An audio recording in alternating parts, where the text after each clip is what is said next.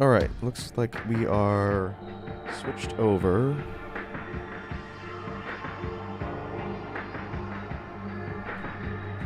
Today is going to be a bit of an experiment because I'm once again going to need to double check the audio levels to make sure everything is coming in balanced.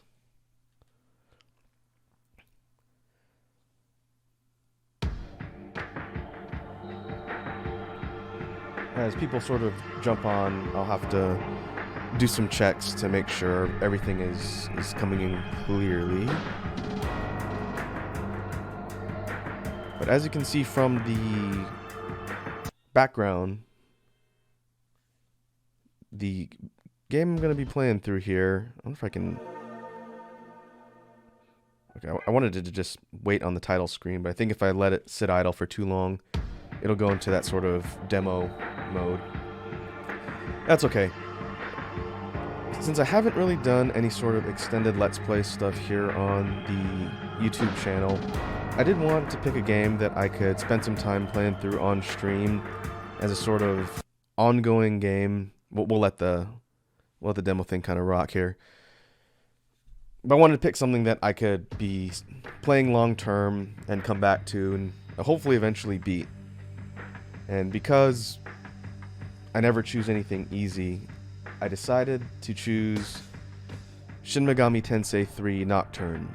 And this is the HD remastered version that was released recently in the last month or so on Steam. For background, because I think I may have mentioned it before, I have played this game. It was a long time ago though, in the late 2000s on PS2. And this game was my introduction into the Shin Megami Tensei franchise. I would play Persona 3 a little bit later when it came out, but I had never heard of SMT before a friend of mine in Earth School recommended I check this one out. And this one was quite a doozy. You've probably heard, if you know anything about this game, it's known for being exceptionally difficult. This is a merciless RPG, which is fine. I'm not afraid of a challenge, and I'm sure it'll be funny to watch me get absolutely murdered on stream.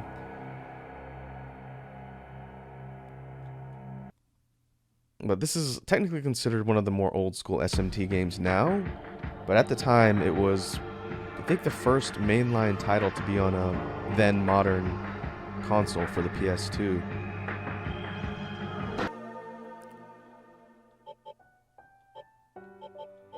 And this HD remaster, I haven't really messed around with it too much aside from some initial stuff just to make sure I was getting good footage for recording. But this one's got some stuff added to it. For one, it's got voice acting. There was no voice acting in the original, I don't think.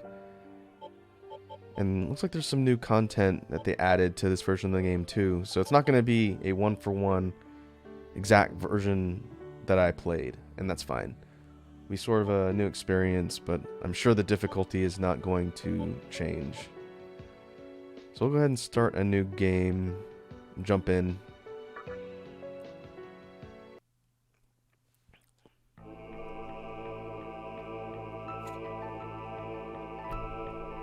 One thing they've apparently done, and I didn't learn this till I loaded it up a little while ago, they added a new difficulty level to this. They added Merciful, which is easy mode, and I'm assuming it allows you to sort of blow through the game if you want to experience the story. I think in the original it was just normal and hard, and then there was Maniac's difficulty, I think is the ultra hard. If you're just seeing this for the first time, SMT III Nocturne is sort of where the whole meme of Dante from the Devil May Cry series started, because on the PS2 version way back in the day, Dante was a featured crossover character, and you could unlock him through events in the game and get him on your team. Apparently in this version, they replaced him with a character from Devil Summoner, and that's Kuzunoha Raido, which is cool. I like that game too. But we're going to play this on normal, because if I play it on hard, I'm never going to beat it. I'll have to do a playthrough of this on my own sometime just to see. We're gonna play it on normal, especially since it's been so long. Apparently you can change it on the fly, huh? I guess that's not quite as bad as the Devil May Cry thing of it giving you a big pop-up when you die too much. It says easy mode is now selectable. Maybe they'll do that on this one just to really insult you, but we'll stick to normal.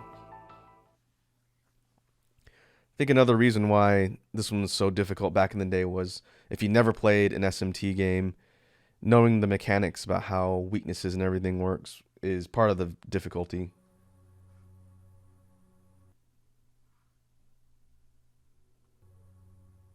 A world that loses its power will fade into nothing. If such is the fate of this world, then I shall return it to its mother's womb. The world must first die for it to be born again. This is the path to salvation, as foretold in an ancient prophecy. I guess what I can do for this playthrough, when there's cutscenes like this with voice acting, I'll obviously be quiet unless something funny happens. But in-game, when there's just regular dialogue, I guess I can read the character dialogue for now.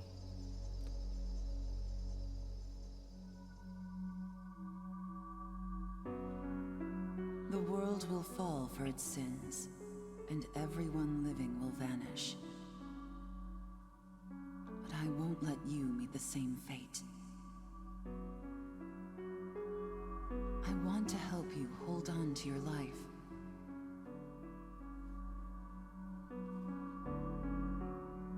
To do so, I need to know your name. Will you tell me who you are?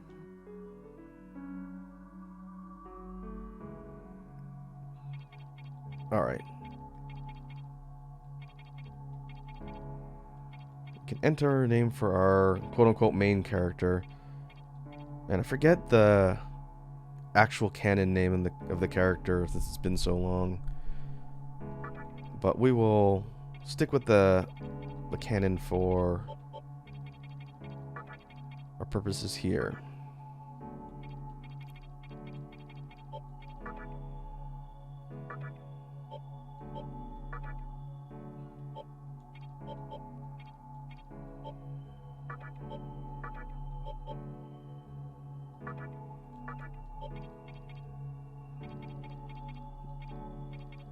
Let's see.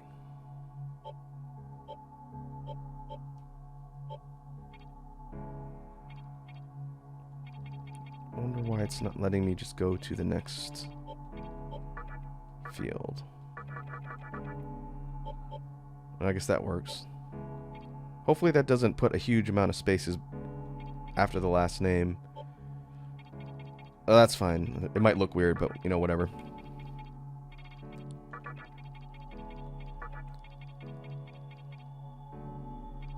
Be Raku of the illustrious house of BPM. It's me.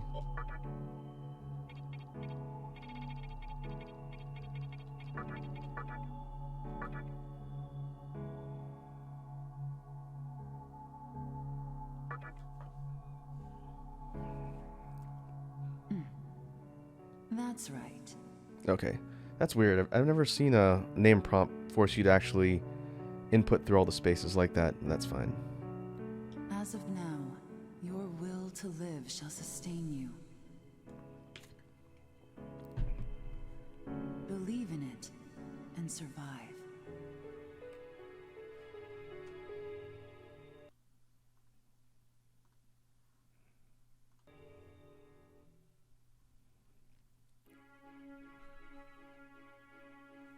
I'll have to be mindful every time I tab over to OBS or over to the actual stream interface. It technically stops the gameplay and pauses it. So I'll try not to do that unless I actually need to do something with the rest of the stuff here. I'm glad you understand. The time is near. Everything that is will be rewritten. I am the nurturer of the next world. The template for our future rests within my hands. Now, I want you to say my name aloud. Alright. I am not going to mess with any of the quote-unquote canon names for the NPCs and other characters. I think since this is going to be not really a blind playthrough, but I don't want to really mess around with the character names and keep it canon. This is Takao Yuko. That's right.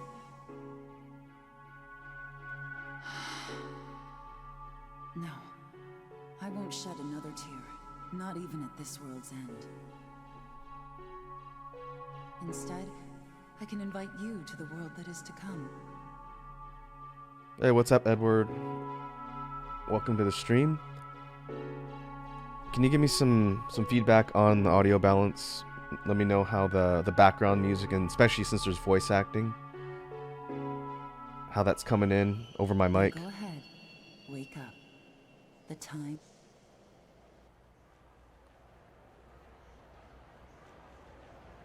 It'll be better once the game gets us into some place with some more music. Please do not rush onto the train. The door is now closing.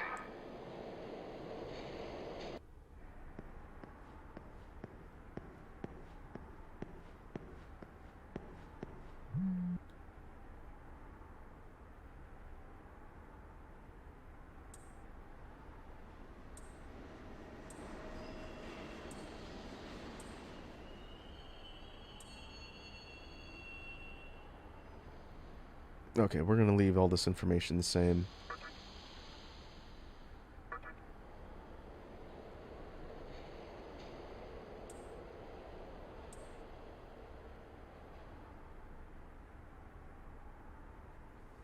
Well, I guess I should be reading the dialogue since it's not voiced. Remember, you're just the mood maker. Don't get it twisted, Kay. That was our friend and classmate, Isamu. Yeah, it'll kind of be a better test once we get to a place that actually has background music, but let me know if the mic isn't coming in clear, because when we did the last gaming stream, my mic was a little low, and in the recorded footage, it was hard to hear. So, one, let me know if it sounds weird, and let me know if the actual footage is choppy or anything. It shouldn't be.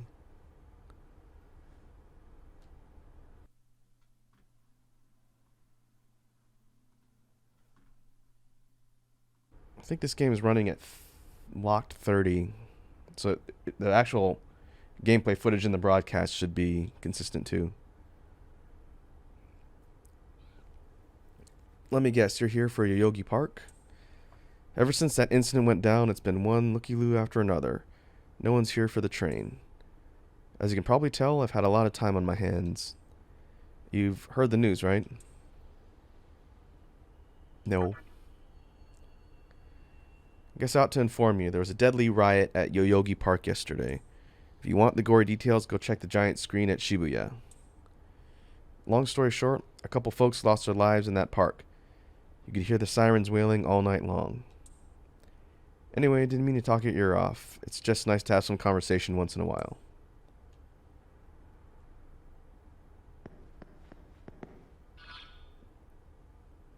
Alright, triangle gives us our map. We don't appear to have access to a menu yet. Do I have a run button?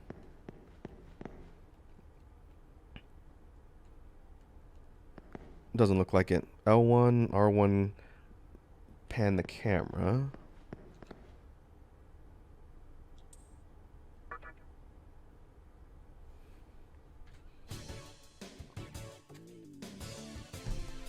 Alright, now we actually have music.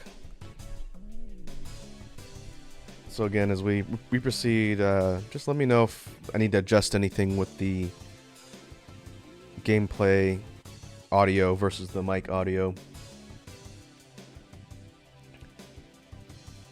I will say, I'll probably mention this a couple times as we play through this one, the soundtrack in Nocturne absolutely slaps. It's one of my favorite PS2 era RPG soundtracks. The composer who does most of the SMT and a lot of the Persona stuff, Meguro Shoji, is one of my favorite composers. The stuff he writes is just absolutely awesome. I love the themes. So on the overworld itself, we are in Tokyo. And I have the ability to wander around with a little blue icon that I'm moving. And there's certain NPC dialogue. And I kind of forgot, there's actually a lot of dialogue in this game.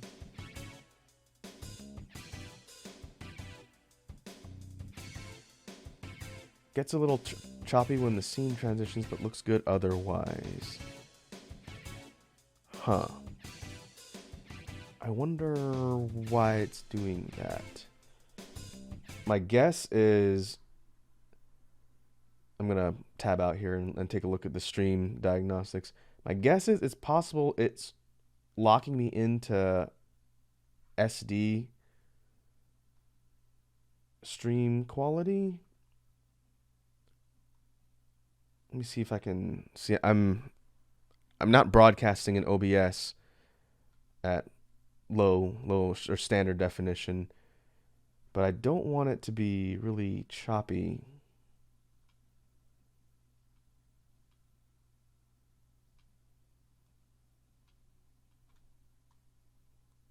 I guess once I actually get into gameplay and battles, we'll see if it's distractingly bad. What I'm going to be doing for this particular playthrough, just like I've done on all the other stuff, I'm recording this in OBS in addition to just broadcasting it here on YouTube. So once it's done, I'm going to go back and I'll probably do a little bit of editing, but I'm going to upload this onto YouTube as stream archives. So if the quality sucks on the broadcast, which I hopefully can troubleshoot, when I actually upload the final version of the archives, it'll be in HD and the quality should be good. So we'll see. This is the first time I'm actually playing a bit more robust game. So we'll just see what happens. But yeah, I forgot there's a lot of dialogue in this, so I'm not going to read all of the individual NPC dialogues. I'll give it a second to be visible on screen.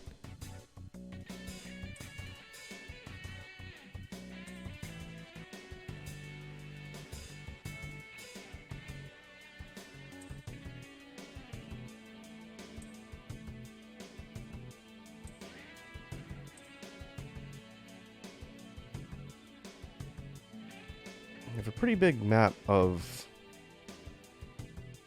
the area. I've never been to Japan, so I don't know how geographically accurate this is for the Tokyo area. I'm gonna assume it's pretty accurate, but it's kind of cool. We can wander all over the place, talk to people. But what I'm gonna do is I'm gonna beeline it towards the objective at Yoyogi. Can always talk to these people later. I did not hear the rumor,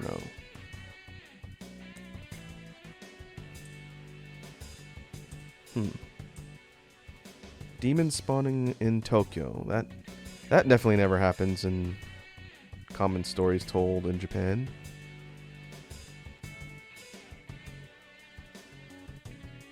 Alright.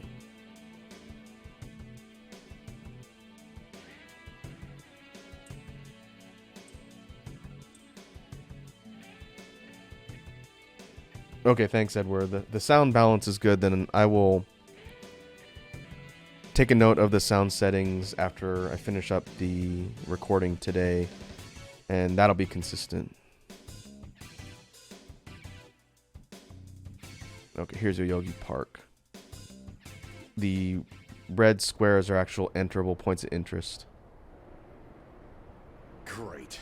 The entire park's closed off. They can't even let a guy in to snap a few photos? Guess it's not my lucky day.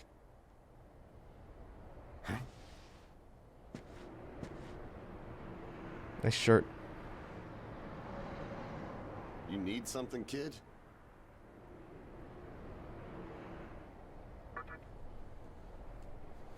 Well, here's what they said on TV. Panic erupts as a clash between corporate representatives and a civic organization ends in violent deaths. Oh, good. Pretty disturbing, right? But those who live on the fringe say it was a deeper struggle between two cults.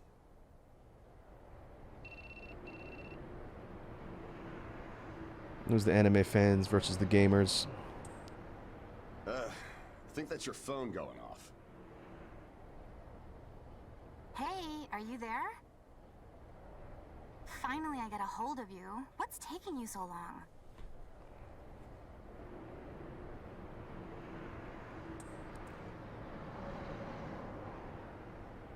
Okay, Tachibana Chiaki. I could see if it was our other friend, but you're never late. You wake up on the wrong side of the bed? Where are you now? Yoyogi Park? Well, since you decided not to show, we had to leave without you.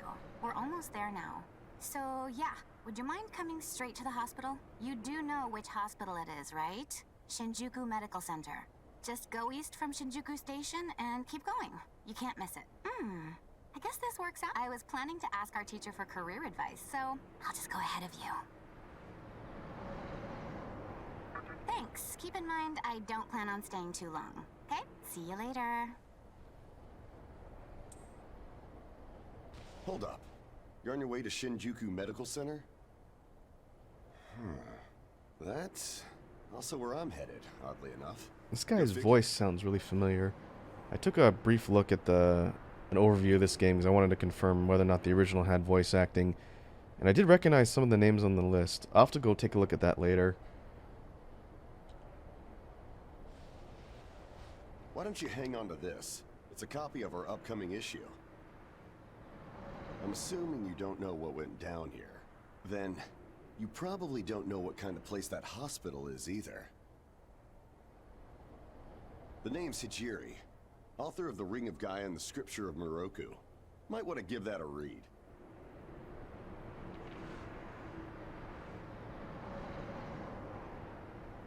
Ayakashi Monthly. Normally, you wouldn't associate a hospital with the occult. That hospital is anything but normal. Or so they say. There's a lot of misinformation floating around these days. If it turns out I'm wrong, just laugh it off, okay? Well, sure. It's the worst that could possibly happen. I'd better be going. Oh yeah, in the event we run into each other again, let me know how you liked my article.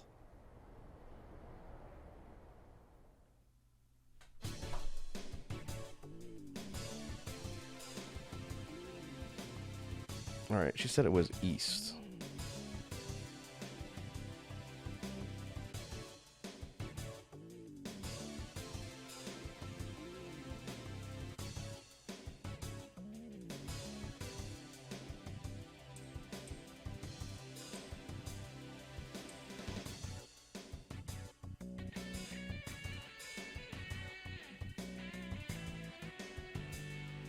Here's Shinjuku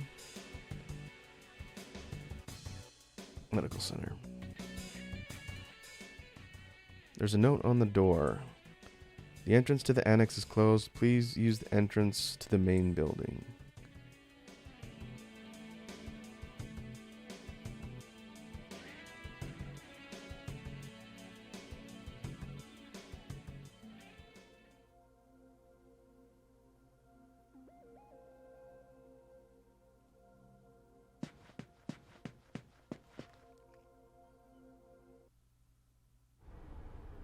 Well, hey, about time. Is it just me, or is something seriously off here? There isn't anyone in sight. No nurses, no patients. Look, even the reception desk is empty. Don't you think there's something weird about this place? I sure do. Anyway, you know who is looking for a teacher right now. And big surprise, he's still gone. He'd better not be off goofing around. Oh, what's with that magazine? I'll say some guy gave it to me. Some stranger gave it to you? Come on, you should know better than that. Ayakashi Monthly. Never heard of it before.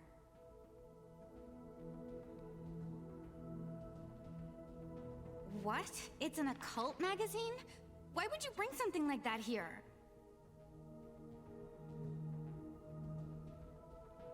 To impress you, clearly.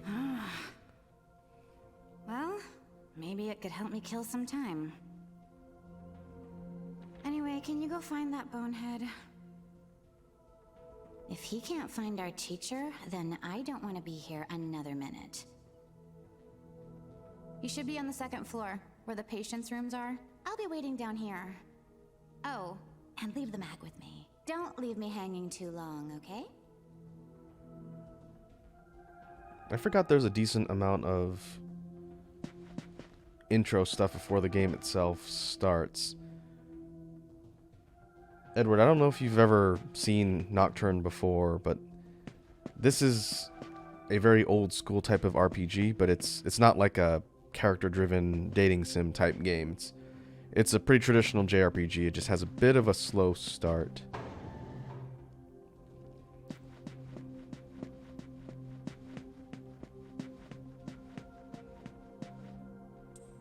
I think it's going to mainline me towards my objective. I need to get to the second floor.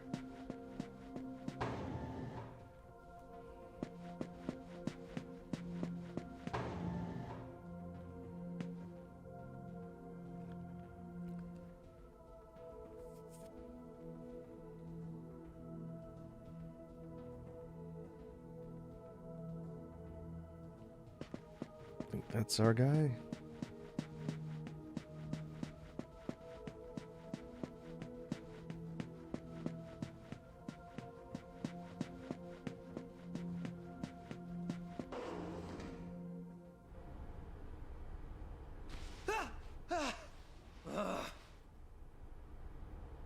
Oh man, you scared the crap out of me. Why'd you go sneaking up like that? Jeez, you come here late, you cause trouble. This guy's voice sounds familiar too. Since I can do so, let me see if I can pull up a voice actor list for this one. I'm curious to see if a lot of the other Persona voice actors that are in a lot of the games are in here too.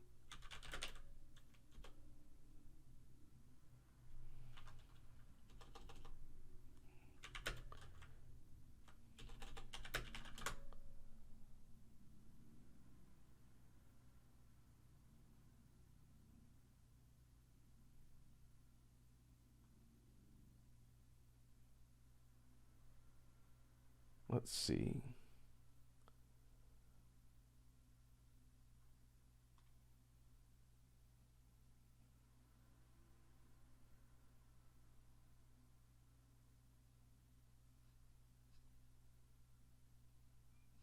Yeah, there's some people I recognize on the list here.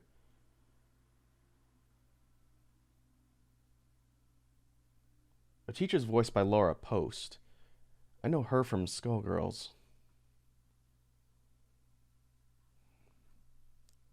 We'll have to see.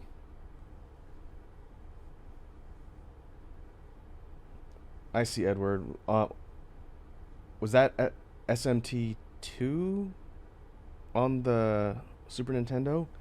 That's a translated version of the old, like, installment. The second one, I think, to ever come out. That was on the... Is that on the SNES Mini? You know what? Forget it.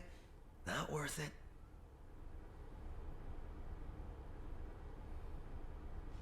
I'm sure you've already noticed, but this place has been cleaned out. You think everyone, died off? I called our teacher to make sure this was it. She clearly told me. Shinjuku Medical Center.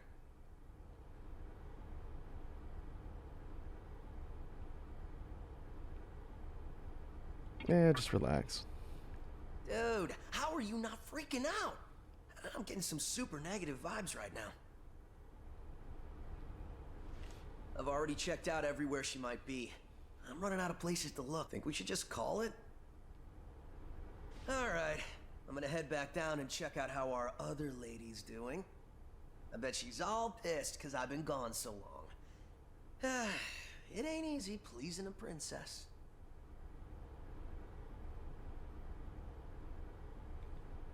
Okay, SMT 1. I think there was an installment on the Super Nintendo. I think the very first one, I don't remember. The game series itself is very old. The Shin Megami Tensei games go all the way back to the early Nintendo platforms. The first mainline one I played, like I mentioned earlier, was this one back in the 2000s. But the actual SMT franchise game that I played, period, was actually on the Game Boy Advance. And it was a game called Demi-Kids. And it was kind of Pokemon-esque. It was like a Pokemon RPG type game with kind of the SMT demon summoning framework around it. It was really good. I liked that game a lot. Anyway, I really hope this isn't the shitstorm it's shaping up to be.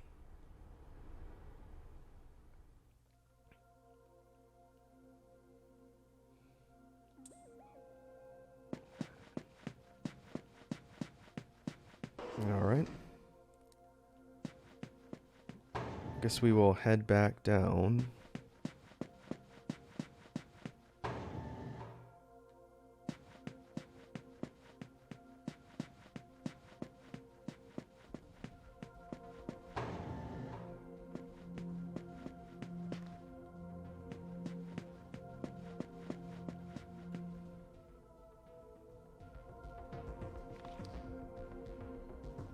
Oh, you're back. So, you know that special report at the beginning of the magazine? Well, it says some things that are more than a little unsettling. According to this, there's a group of demon worshippers who call themselves the Ring of Gaia. And they're right here in Japan. Apparently, they believe in this book of prophecy called the Scripture of Miroku. In that book, it says that chaos will engulf the world. Look at the 2020 prediction. And these people are trying to cause that somehow. Whether their idea of chaos means terrorism or something else entirely, the reporter couldn't figure that out. But get this. No luck finding her. I even checked the men's room. Didn't need to know that. We're in the middle of a conversation here, so save those details for later. Now, listen to this part. A hospital on the east side of Shinjuku is closely linked to the organization's sinister plan. Let me guess. That ends with, find out more in our next issue. Though it wouldn't surprise me if that article had some truth to it. I've heard some real spooky shit about this place. Like how they run deadly experiments on patients, or how a psychic started shrieking and bolted out of here. And of course, there's a rumor that a cult's behind it all. You're serious?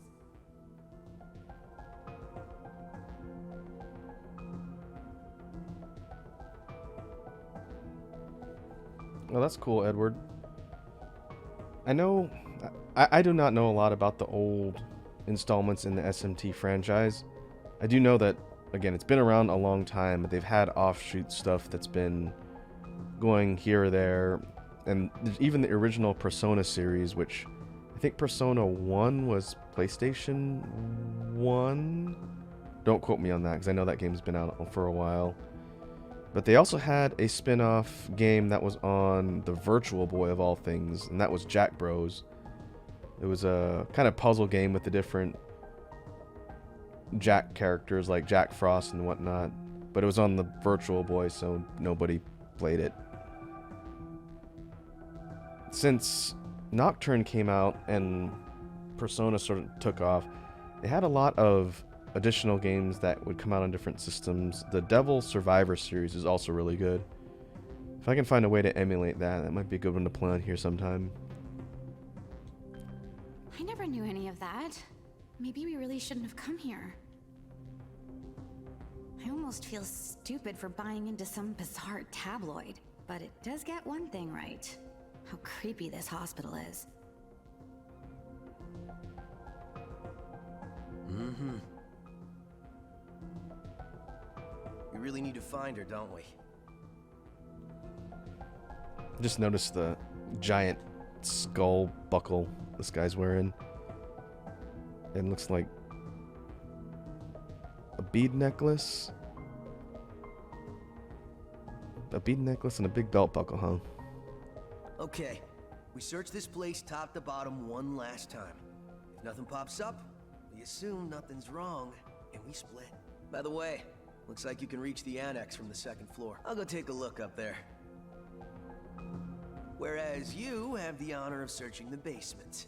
Oh, and you'll need this. You're the one who found the card. Why don't you search the basement? Could it be you're too scared? Come on, this is me we're talking about. The only reason he's going is because I'm sure there's nothing down there. Look, all you need to do is confirm that our teacher isn't in the basement. Got it? Let me check something on OBS real quick.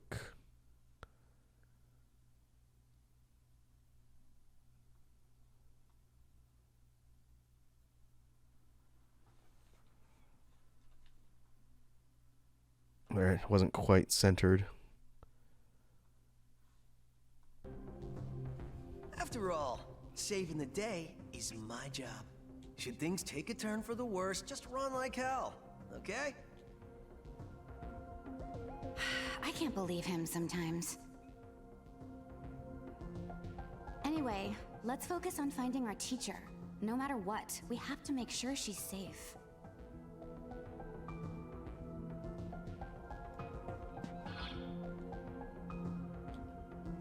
Alright, we are going to the basement.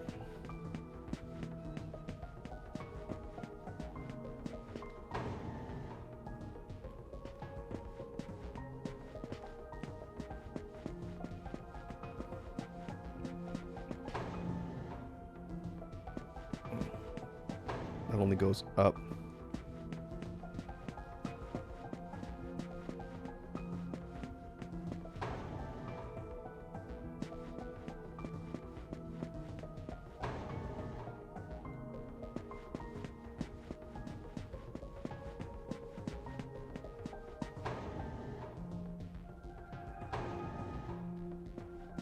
Let's see. Oh, is it straight through the middle? Probably should have been paying attention.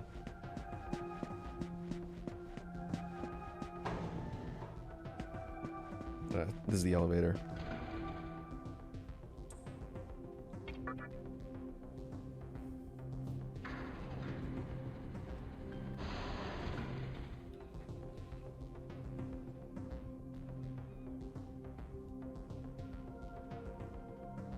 Well, we got papers all over the floor and blood stains. Always a good sign in a hospital.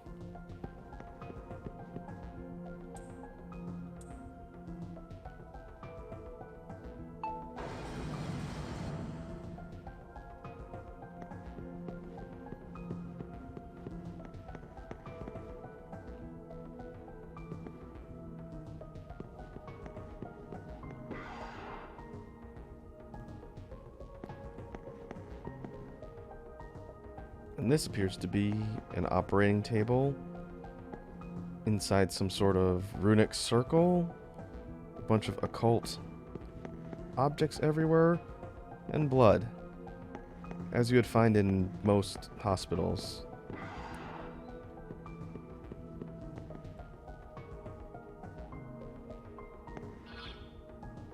Okay. For the map navigation, this will be a good thing to mention here. It does have an unexplored section.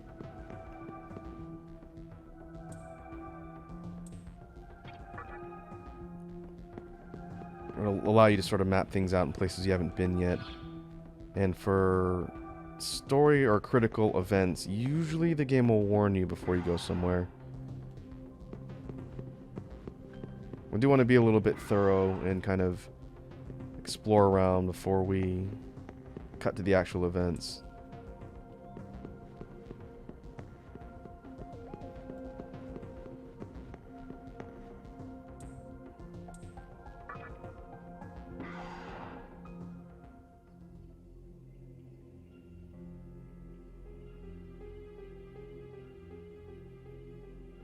Who is it? Who dares disrupt this stillness? That is a JoJo-looking JoJo character. Only a lost lamb. Hikawa. A well-known poet once said, April is the cruelest month. Have you any inclination as to why? It's when my birthday is? Because it is then one awakens from a long sleep and faces the barren world. Oh yeah, I was gonna say that too. Our history as a species is similarly barren, comprised of empty trivialities. The worthless overgrowth of a civilization blind to its sins. Continuous war and bloodshed. And thousands of years of repeating the same mistakes over and over again. This game may or may not be societal commentary circa mid-2000s, mid-late 2000s. The world needs to wipe its slate clean. The way to salvation was foretold in the scripture of Miroku. And today, that prophecy shall be fulfilled. The old world will sink like a setting sun, and the new world will arise in its place. Alright. Now, how should I deal with you? From what I recall, you weren't among our followers who survived the purge at the park. Oh. You're her acquaintance. Come to think of it, this was a hospital, wasn't it? And you merely came to visit her. Yeah, pretty much, Edward. I feel like you could take that entire monologue section and then just slap a big "We live in a society" impact text meme caption on it. However, even a pebble creates ripples when cast in water. And while I do feel pity for you, your life ends here.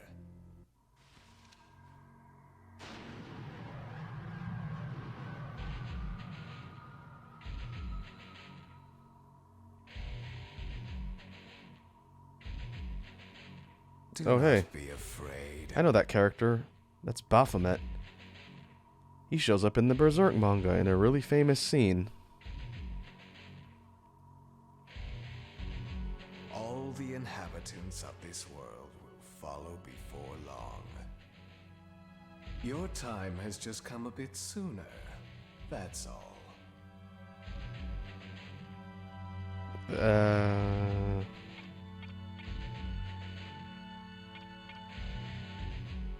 We run away,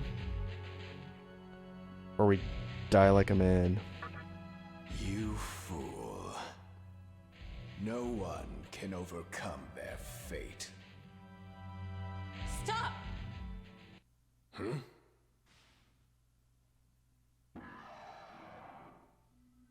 What? You can't even let one person go? Now that I know that's Laura Post voicing this character, I hear Valentine from Skullgirls in her voice. What effect could he possibly have on our plan?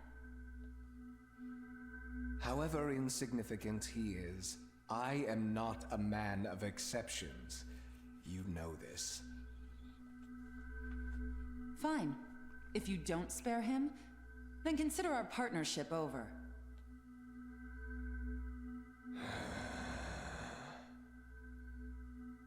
Such a troublesome maiden. Well, I'll leave the teaching to the teacher. Please leave this room. I would like to enjoy this blissful end in solitude.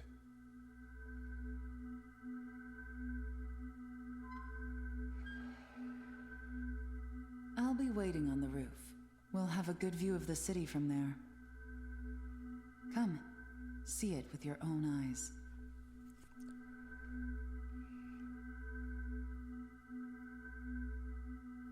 Witness that which will change the world.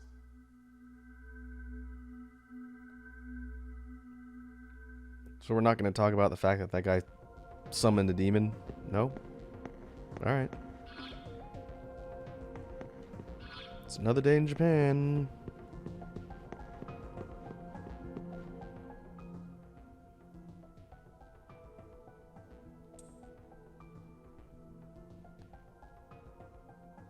What's wrong, my little master? Are you curious about that person over there?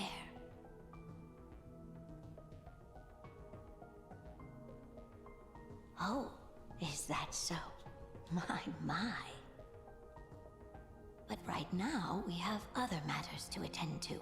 Let's do that afterward.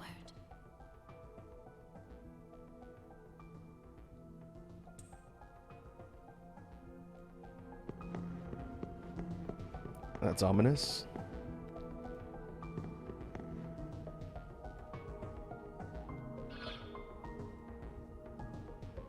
Alright, I guess I can double check and make sure that side room isn't now unlocked.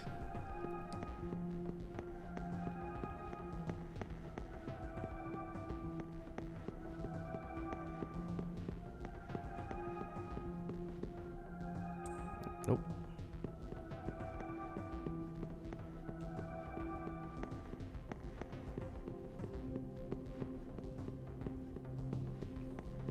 I'd be curious to see if Atlas is planning on doing a lot of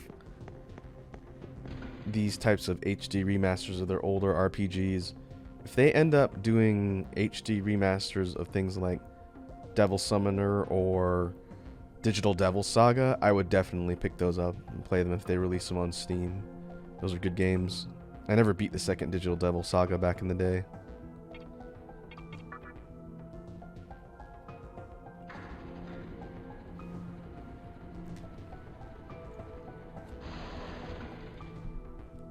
I thought about playing Persona 4 Golden on Steam here on the YouTube channel too. So, but here we are again. we would probably be in for a really long playthrough if I did that. I'm glad I intervened when I did. I wouldn't want you to fall prey to a demon. You heard what Hikawa said, right? This world is about to be swallowed by chaos. It's called the Conception. The rebirth of the world. An event which no human has ever witnessed. Everyone outside of this hospital will perish.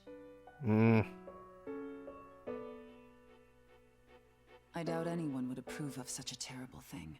But even if we did keep this old world alive, it would eventually lose all its power. The world must first die, for it to be born again. And I alone will carry the burden of its sin. As for regrets, I have none. What matters is that fate reached out and led you here. And it is your fate to live through the Conception. It may actually be more painful than death. Oh boy. But I believe in you.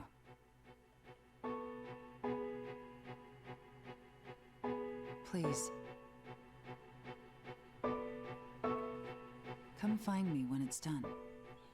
No matter how the world changes, I'll be your pillar of strength. It is my duty as the Maiden to take part in shaping the new world. Meaning I can show you a better way to live. I know it must be difficult for you to understand. But we're out of time. Listen, if you can find me on your own, I promise to tell you everything. The answers to all your questions. and what my intentions really are.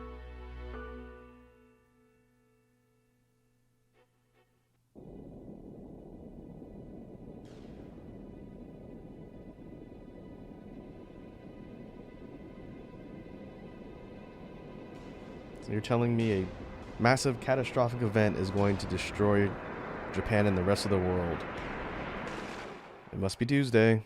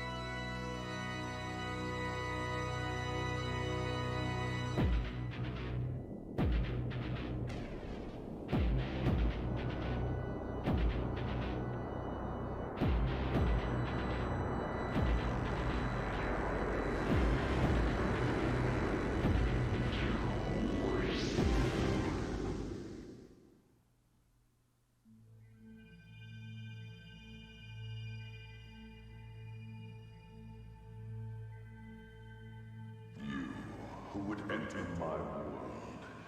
Reveal your heart to me.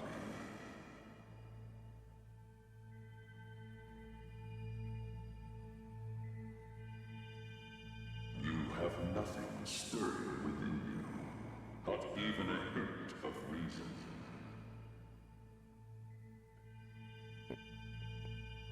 Okay. For the one who will shape the world, this cannot be. Go forth and discover yourself. What will be the legacy of your existence?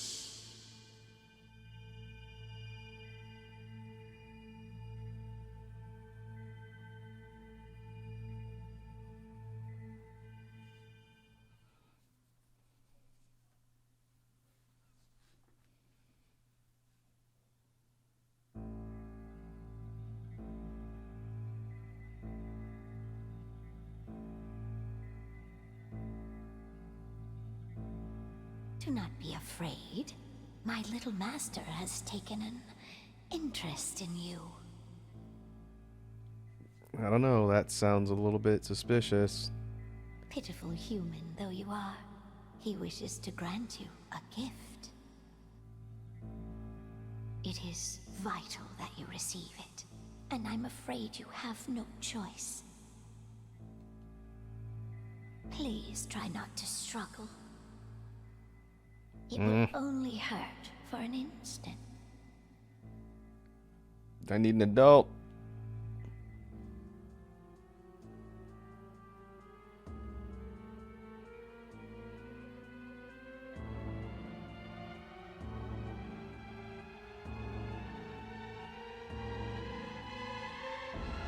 Okay, scene from The Matrix.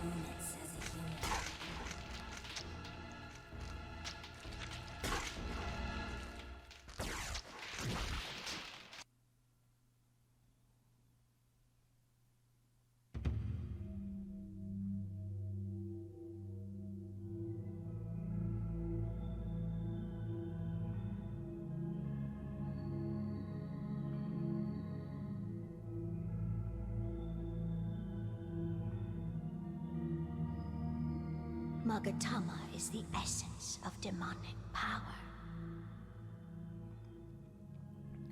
Made me lose my shirt. It gave me glowing tribal tattoos, I guess.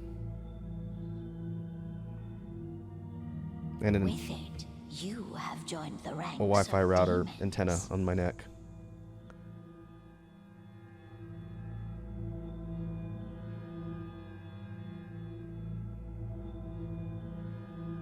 My little master is always watching, so please try not to bore him.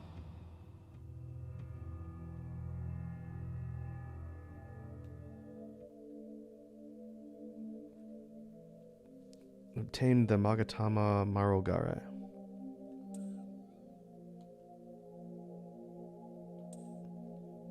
Okay, is it going to give me access to the menus now?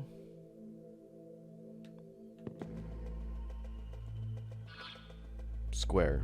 Square is my menu button now.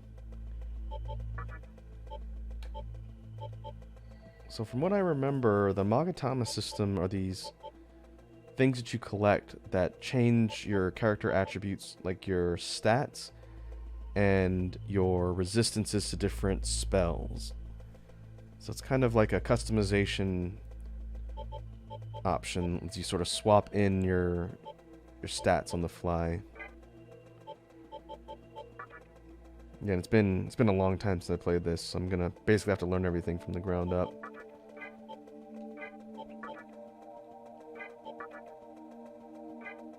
Party stats. Okay.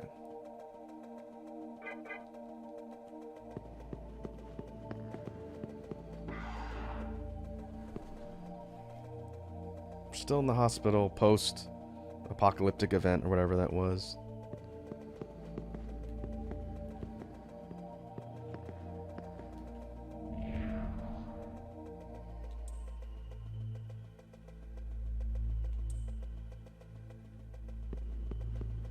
NPC souls.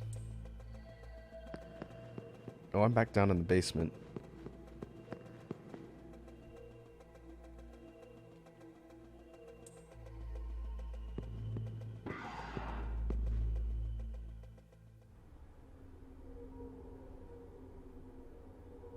Who's there?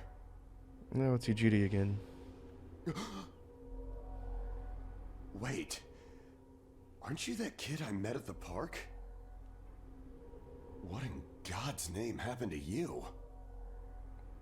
A weird old lady and a creepy little boy dropped a bug on my face. You know, just typical Tuesday. Huh. Yeah. Looking like that? I believe it. That aside, you know what the hell's going on here? Last thing I remember, I was blinded by a bright light. After that, I was in this room. From the look of it, we're in some sort of hospital. Seeing as you're here too, I take it this is Shinjuku Medical Center? Well, first things first. As much as I want to know what's going on out there, it's not exactly safe to walk around. Have you come across any of them yet? No? Well, they're definitely not human. My guess is that they're demons. My strange experience, your new look, and these weird creatures. Something tells me calling the cops won't do us any good.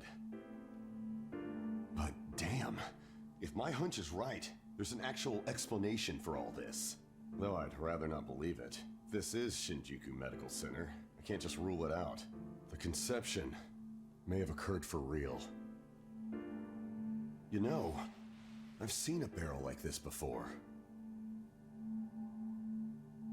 If I remember right, it belonged to a man named Hikawa. Yep. I met him earlier. He's kind of a jerk.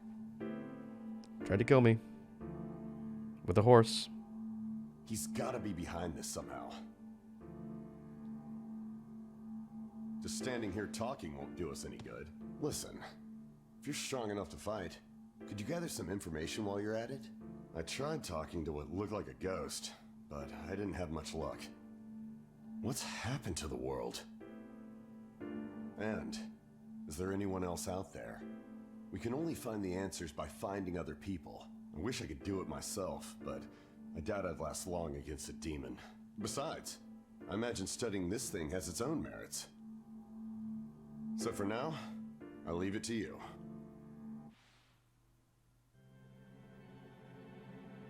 Okay, these big cylinders with all the writing on them.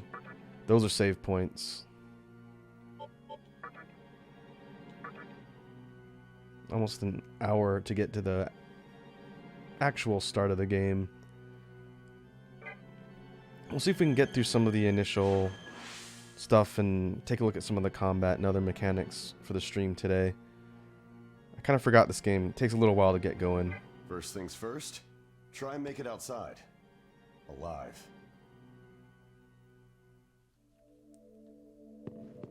Alright.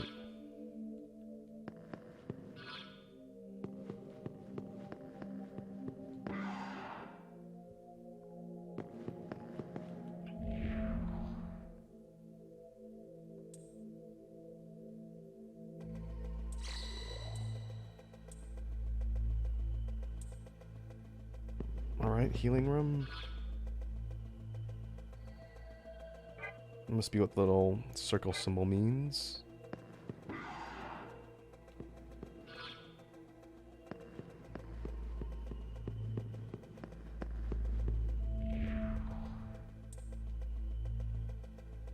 Magatsuhi.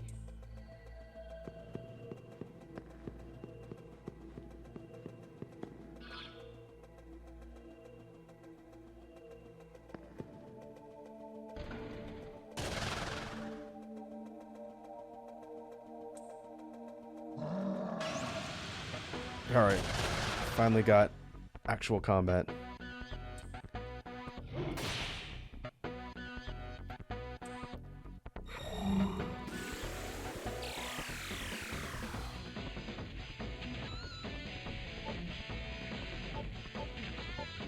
Alright, so this is a good opportunity to talk a little bit about the combat system in Nocturne. Anyone who's played the more recent Persona games or SMT adjacent games is probably somewhat familiar with it, but for me, this was the first mainline game I played. And so the focus of Nocturne's combat is what they call the press turn system. I think that's what it's called. The icon in the upper right hand corner, a little monster head thing, that is my symbol. And as you play through the game and build out your party of characters that you're using to attack, using skills and abilities that exploit enemy weaknesses becomes really important. And let's say, they'll probably demonstrate it later, but if I had an ability that these enemies were weak against and I use it, I would get an extra turn. And so you can boost your overall actions in a round by remembering and exploiting the enemy's weaknesses. Likewise, if they hit you with something you're weak against, they get an extra turn. And it's a pretty good way to get wiped out. So we'll see what happens.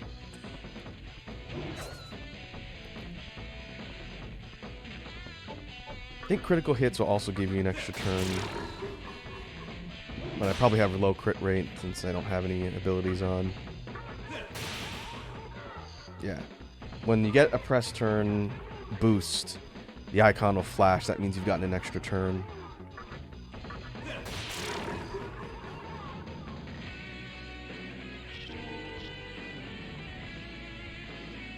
Alright, the currency in these games is usually Maka. I think that's what that symbol underneath my experience is. Level up.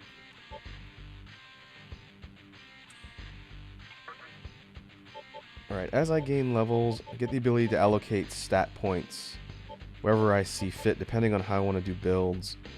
And I cannot remember for the life of me how the builds work in this game. So for this playthrough, I'm going to just kind of wing it.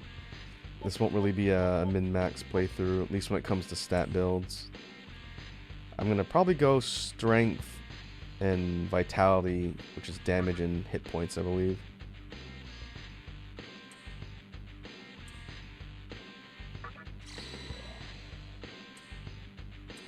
The Magatami you have equipped will do different things sometimes when you level up. And I believe each one has its own set of skills that you can learn as you level up with it. Oh, let's see. We'll go to the first floor.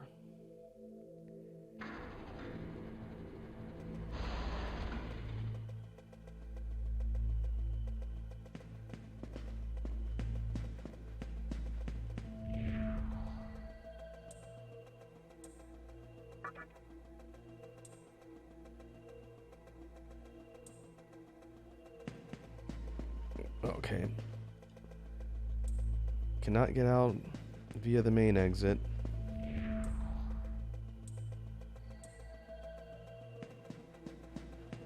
But we should be able to go to the second floor and go to the annex, which I think is that building in the middle.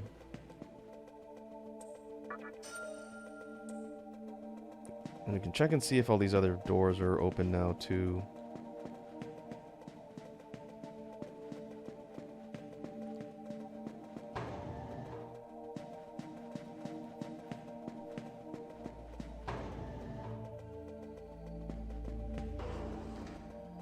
Yeah, it looks like I can get in here and look around. Prey does. Magatsuhi is the source of demonic powers. Alright. That explains why they keep talking about it.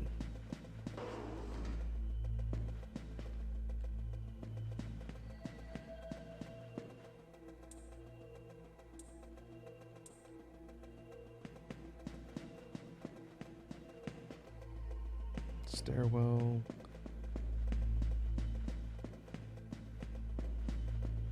Check the rest of the rooms on this floor. I think the annex is that walkway area in the middle.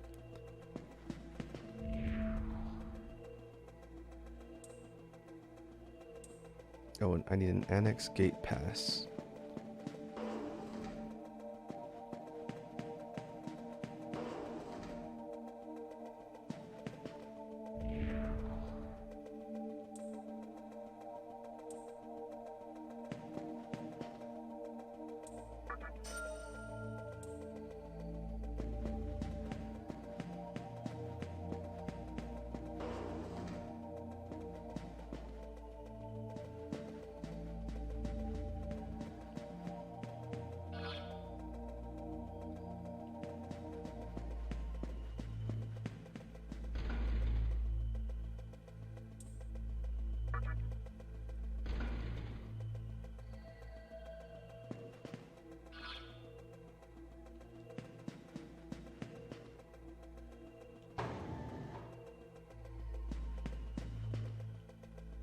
Okay.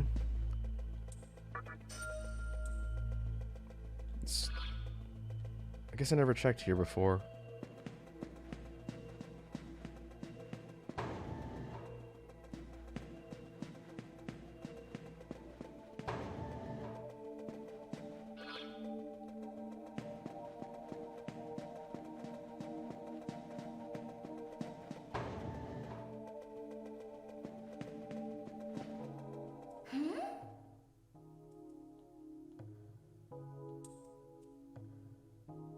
Yes.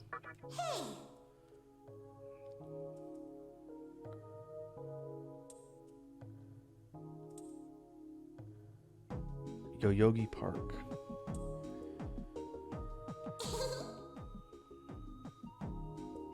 Sure, why not?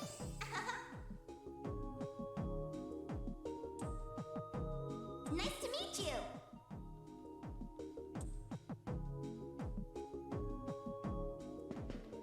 Okay, I guess it would make sense that the demons are voiced too. It's kind of interesting seeing voice characters after playing this back in the day with no voice acting.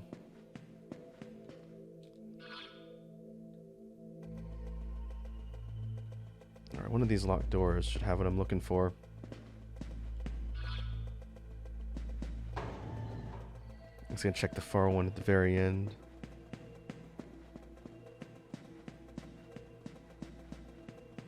This is just a stairwell, I think? Yeah, alright. I'm gonna try and be thorough when exploring the maps so I don't miss anything important.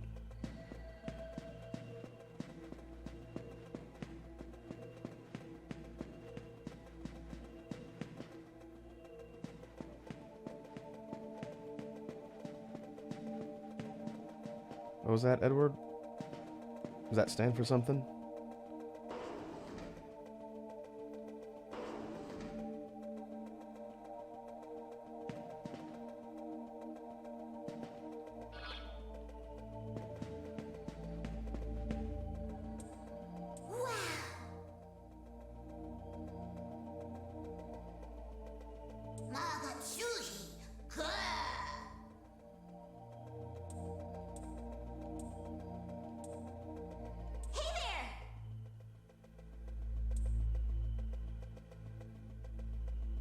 Sure.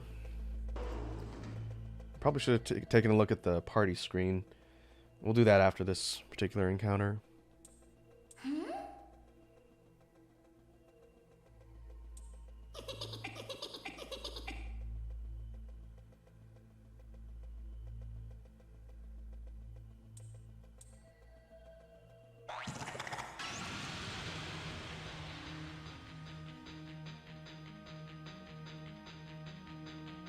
Is it just me, or does it look like these little demons have their junk out? But I don't get demonetized for that.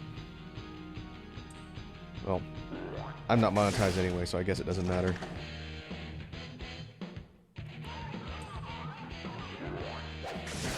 This is our first example with the boss music too, which is pretty good. This game has really good boss music.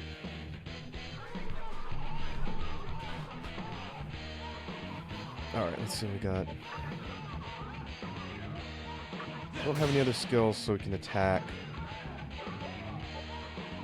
We do have skills on Pixie.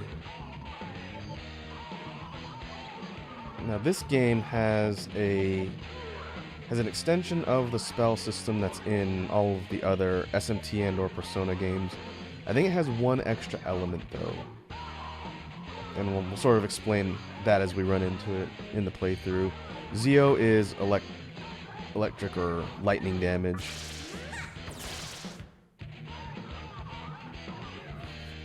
This is a good example of the press turn system.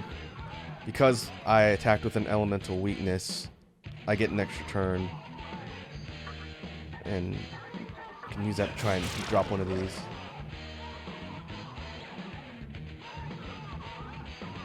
Oh, Edward, are you talking about Mara? The one in the chariot? Yeah, he's in this one. I think he's either an optional boss or someone you encounter late game. You could totally get that guy on your team. And I probably will.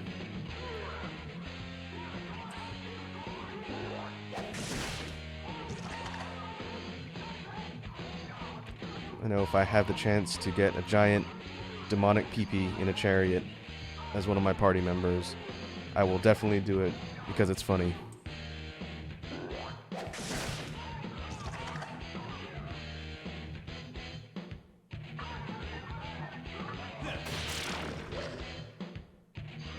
Alright, I could go for another turn, but I'm going to save my MP because I don't have a lot.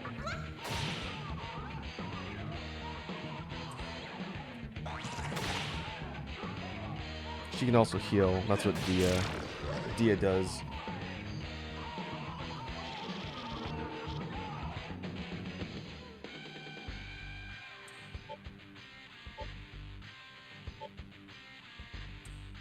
We'll go Vitality. Can't remember what luck is in this game. Luck might be crit rate.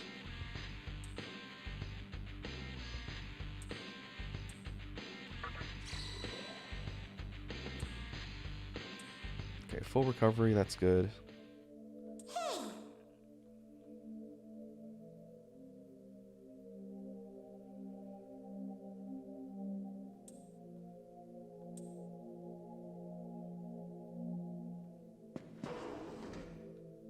Alright, let's take a look at our party.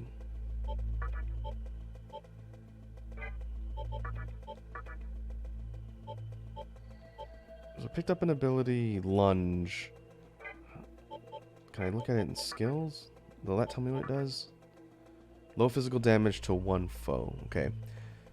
So that should do more damage than a standard physical attack, which I was using. For Pixie, the characters that you get in your party, you don't have the ability to customize their stats when they level up. I think it's a random roll. It's either a random roll or it's a tracked progression for each of the different demons. So they level up a certain way, I think. There are flat stat items that you can feed them that'll boost up certain parameters to a certain extent. But I think you don't have a lot of control over how they level up with stats. But they do have abilities they learn. The next one on Pixie's list is Seduce. That's Charm, I believe. Oh, now we have random encounters. Okay, I forgot we have additional menus here. We can talk. We have items, and we have retreat. One of the big parts of the system of gameplay for Nocturne, compared to, I don't think it's set up this way in the older Persona games. I haven't played them in a minute, but you can talk to demons to recruit them and get them to join your team. And I believe there are specific prompts within the different classifications of demons that determines how they react when you talk to them. And so their classification would be the family. So this is Jiraiya. That's what the Kodama is. We're going to have to sort of trial and error this because I don't really remember. When you talk to the demons in the scouting mode, they'll ask you for things or they'll ask you questions. And how you respond determines whether or not they actually join your party, which is kind of neat.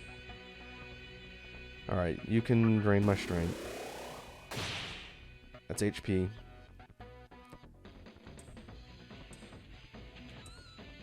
Alright.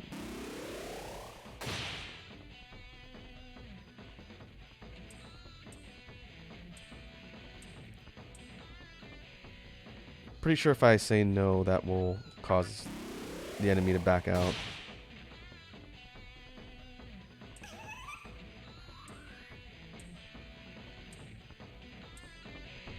Okay. We picked up another party member. Now we have Kodama. And we'll have to summon Kodama into the party directly. And Kodama looks like it has better stats than Pixie. And I can't switch with... Oh.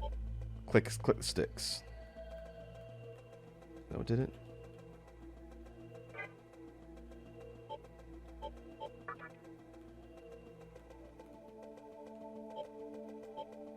Oh, up and down? Okay. Left stick, up and down, cycles through my party.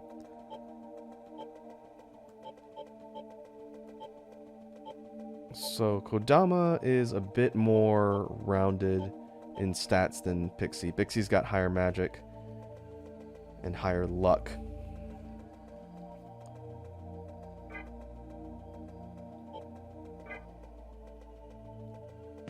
Oh, we can look at skills too. Skills, Kodama comes with Zan and Kinspeak. Kinspeak, I think you can use demons to try and recruit other demons, if I remember correctly. We'll have to test that out, but if it talks to another of the same race, it has the ability to convince them at a higher rate. Zan is from the force damage spells, which is wind element. And this particular element isn't in a lot of the other SMT spin-off games. This was the first one I saw. So right away we've gotten physical attacks from our main character. We've got lightning attacks from Pixie, and Kodama has wind.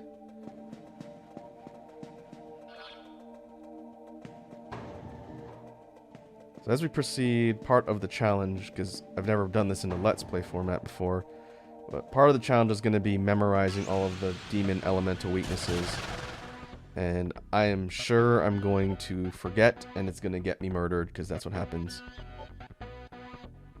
So I can assume these are wind element. We'll see if they're also weak against electricity or lightning. No. There is an elemental weakness sort of strength and weakness tree in this game, but I forget what's what. It may come down to just specific enemy types that have set weaknesses.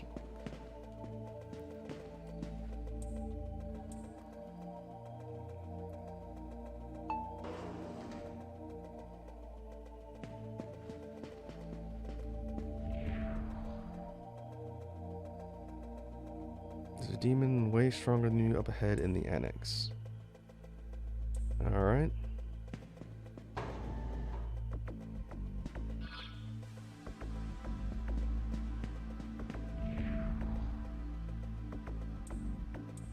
Fornius. Alright, that big demonic manta ray looking guy is Fornius. I guess I should look around and see if there's a save point around here. This is the type of game, because it's an old school RPG, the idea of saving frequently when you can is a really good idea unless you want to lose progress.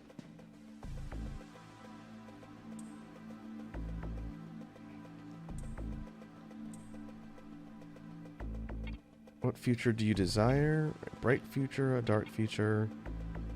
Well, we'll go for the protagonist route.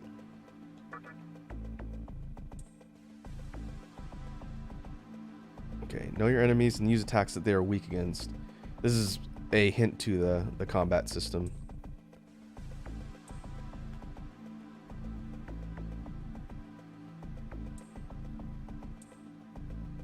I bet this says the opposite.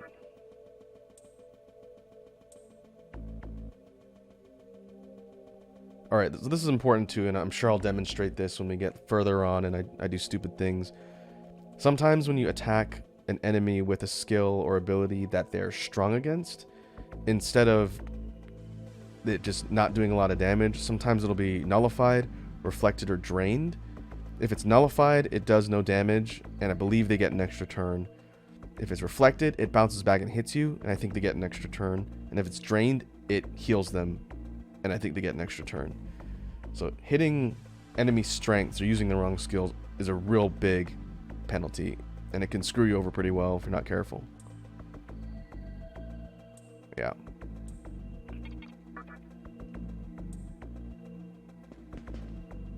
There's definitely a lot of strategies in this particular game.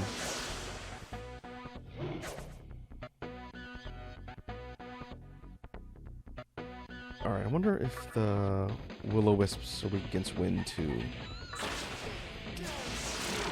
Yes.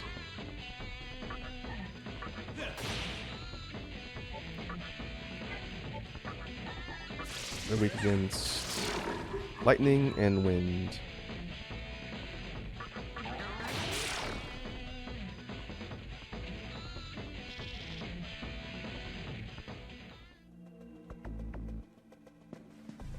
I don't think it says on any of the menus weaknesses. That would have been a good feature to incorporate. Again, this is an older game, so there's not a lot of quality of life stuff here. But I guess you do have an elemental summary at the bottom. So for Pixie, she's strong against electric attacks, so Zeo type attacks. Kodama strong against force and weak against fire. I guess that's your hints there.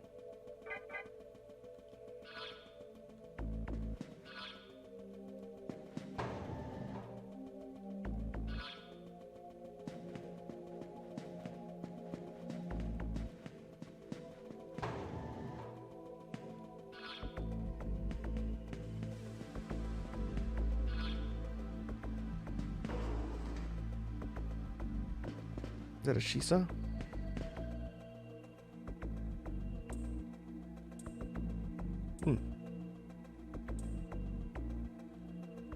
Free healing.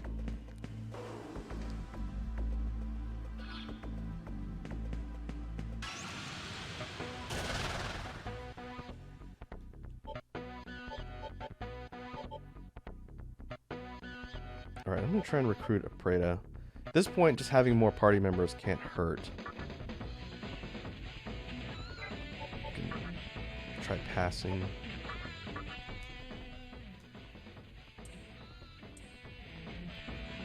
Okay, so talking won't work here.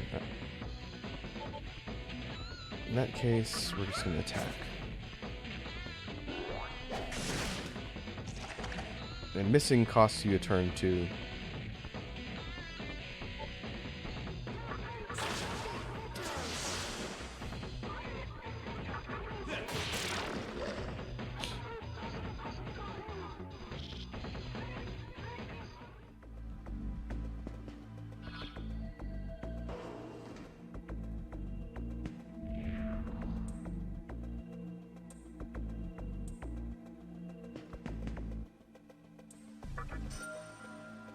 Ooh, revival bead.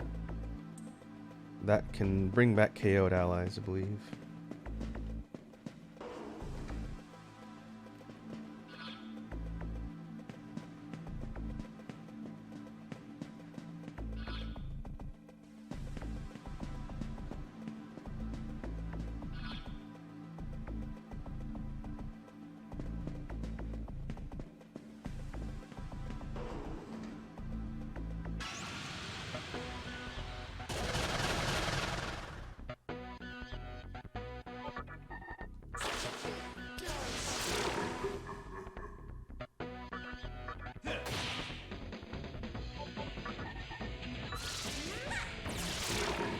And by exploiting weaknesses that we know of when fighting, the real point of that is just to get extra turns and end the battle quicker.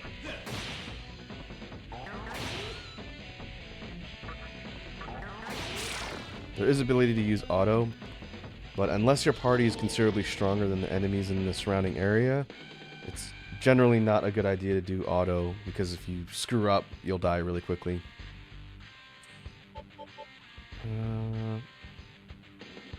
Guess we can go luck. Probably do luck and then agility or speed.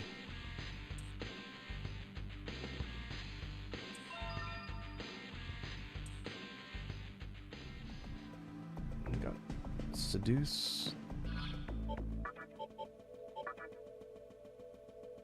Oh, I forgot you can use abilities outside combat too, if you need to do stuff like heal. Oh, seduce, invite a demon to join. Okay.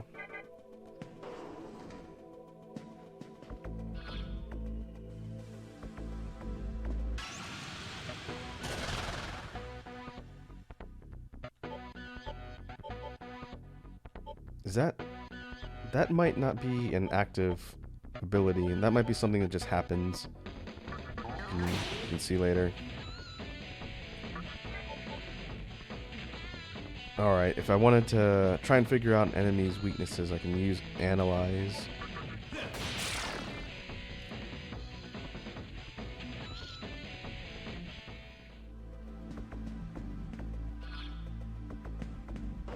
At this point, I'm just looking for a save room.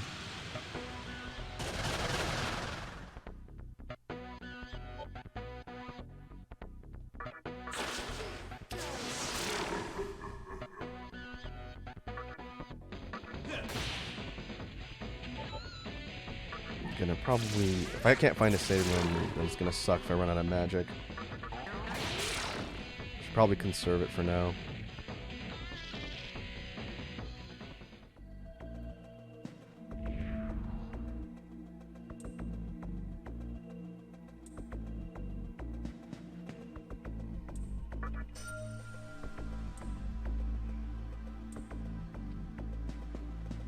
Life stones are just healing potions, essentially.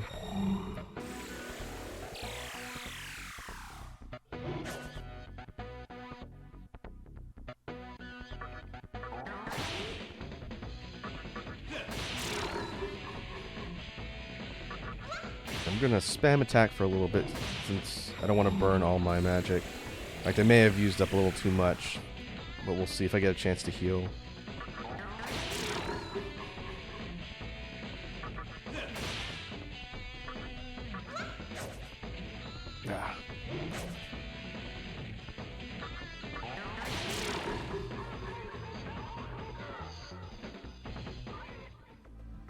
In fact, now that I think about it, since we'll probably get to that boss relatively soon,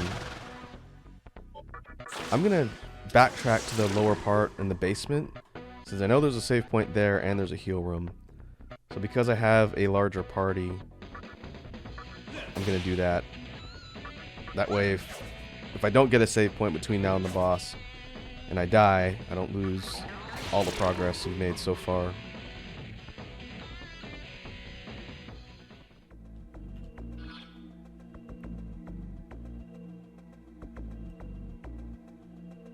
Alright, I need to backtrack all the way to the elevator. I forgot, this game has a relatively high random encounter rate. Case in point. but it sort of follows the idea that if you don't run away from the fights and you just kind of fight everything you encounter, you don't really have to do a ton of grinding, at least in the beginning. There may be a point where I'll have to grind a bit to level up my team, and if I have to do stuff like that, then I won't do it on stream. That probably won't be good gameplay. But for those that are watching, since we actually have combat and stuff happening now, how's the broadcast footage coming up for things like the fights? Is it still choppy, or is the stream stable?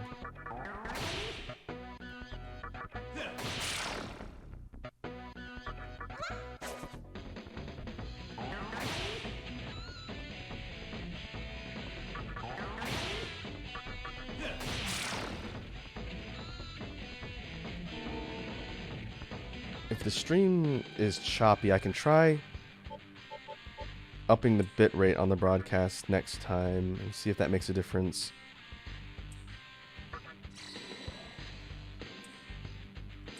Full heal.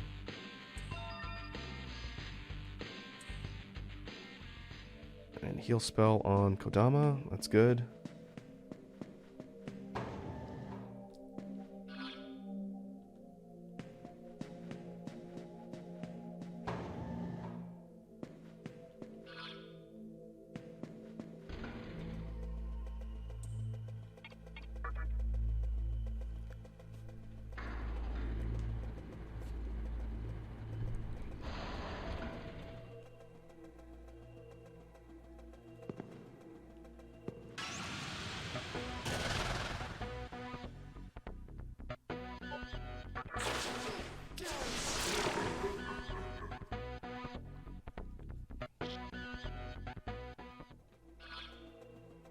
Alright, we'll hit the heal room to the south, then go hit the save room, and then make our way back up towards Fornius.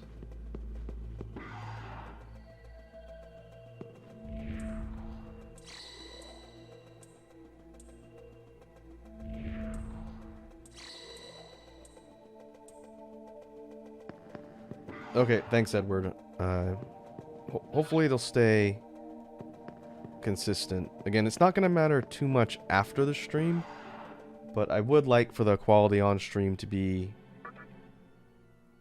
stable and good enough so people aren't having to watch a really choppy broadcast. But when I edit this footage and upload it later, it should be... First things first? It should be fine. It'll be a big indicator whether or not my internet's good enough to stream it high quality.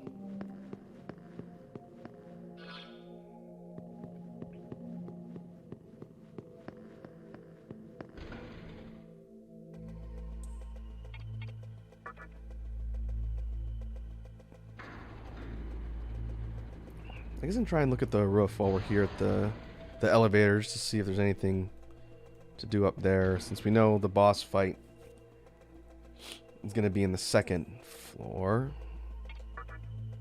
in the annex.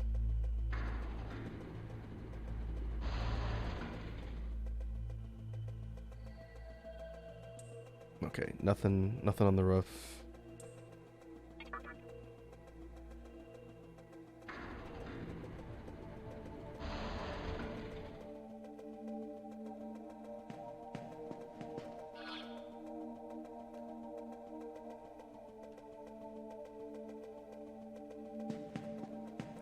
Hook back towards the annex. Should take us closer to the boss.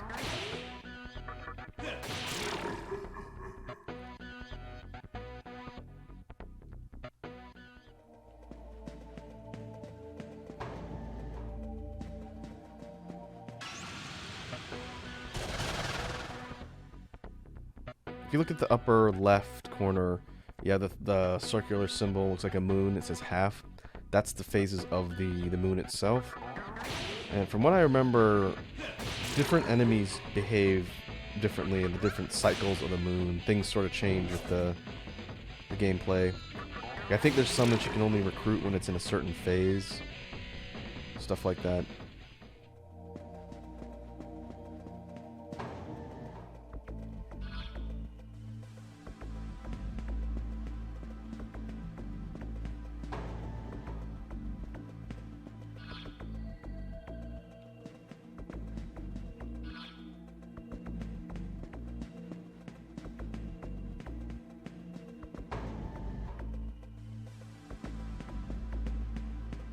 I guess we need to get to the first floor.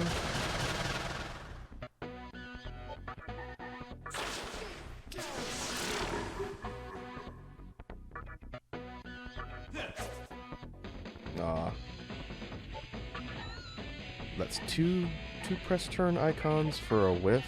I think for annul and reflect and drain, you lose them all. It completely ends your turn, I think, if you do that.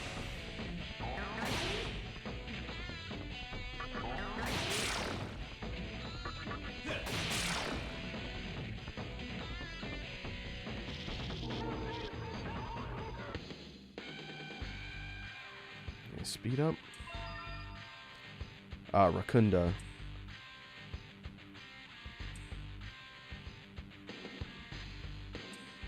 Sure.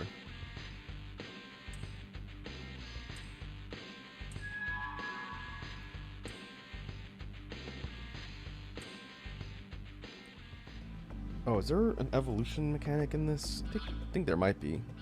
It's been so long since I played this. But Rakunda is a debuff. Yeah, that's defense down. Debuffs are really important in this particular game. I think it is in all of the SMT games.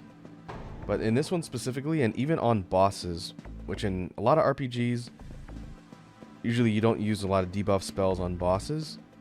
Because sometimes they don't work, or the boss is resistant, or what have you.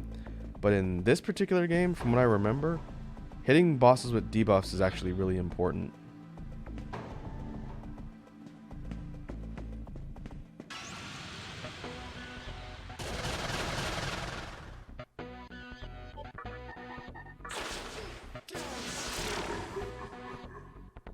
I haven't used lunge yet. Let me test that out. Heavy physical, and the physical skills like lunge use HP instead of magic. You just have to be mindful not to get yourself into a low health status.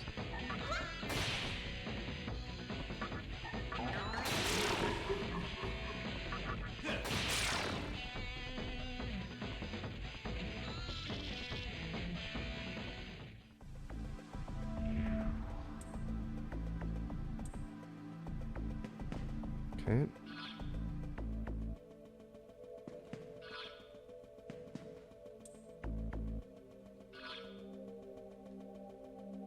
Guess our only choice is to go down.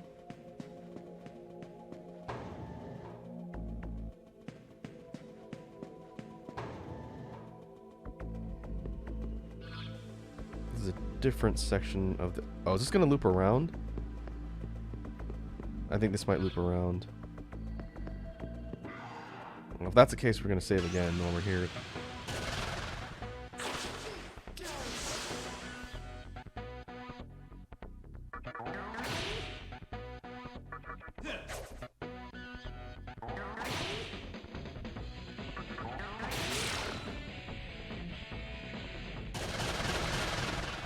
No additional enemies.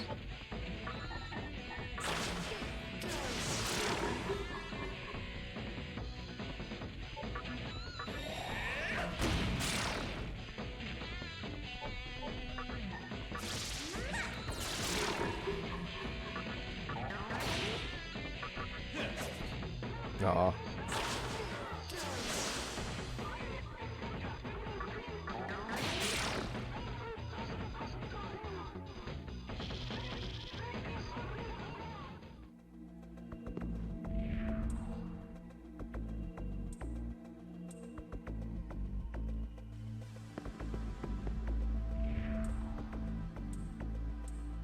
Trick to negotiating with demons.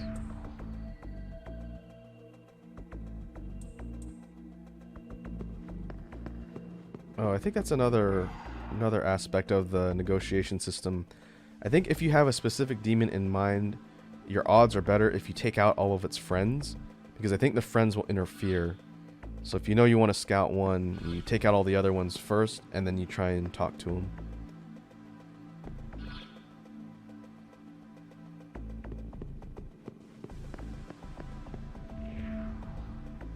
South of the hospital, Yoyogi Park.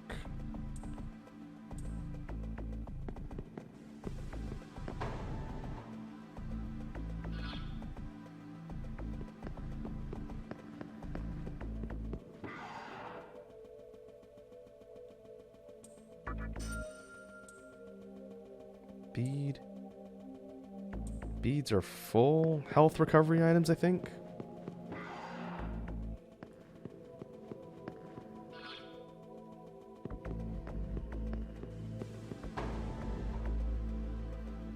Okay, this will take me back up. I'm gonna see if I can loop around to the save point. Oh, who's this? Huapo.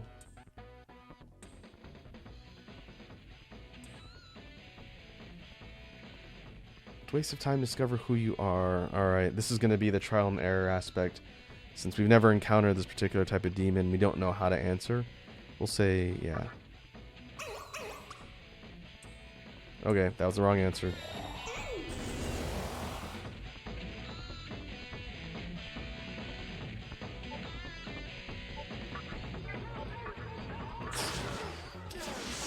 Not weak against wind.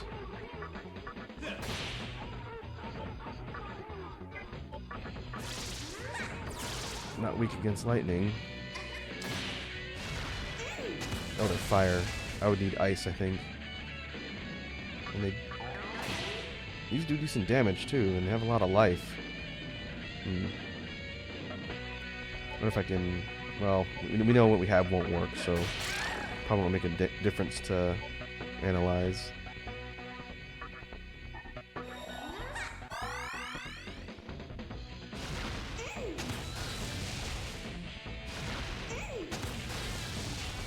Oh, Kodama's weak against fire, that's right.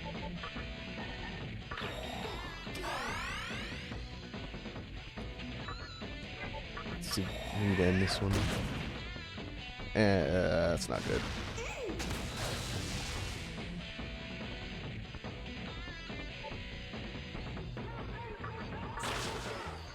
Alright, I'm going to take out the one in the middle and try and recruit the last one.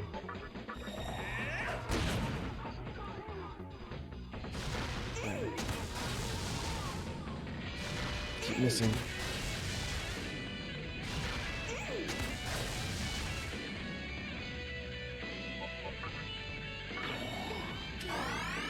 Another thing, I guess we'll find out once we get there in the actual game. I think in Nocturne, if your main character dies, you lose the entire fight. I know that's the case in one of the SMT games. I think it's this one. We'll have to see. That will happen eventually. Because this game is pretty challenging. There's no way I'm going to make it through without dying.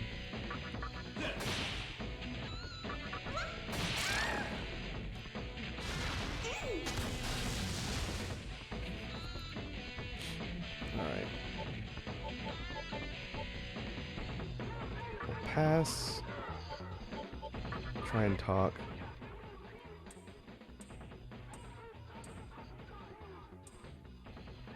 Alright. We have several life stones.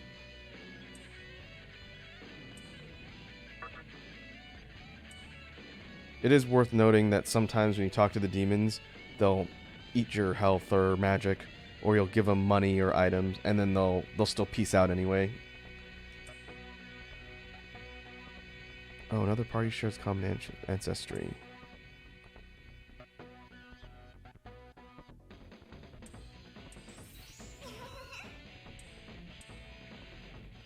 Okay, that's pretty important to remember. If we run into other Jedi types, because Kodama has kin speak, that's pretty helpful.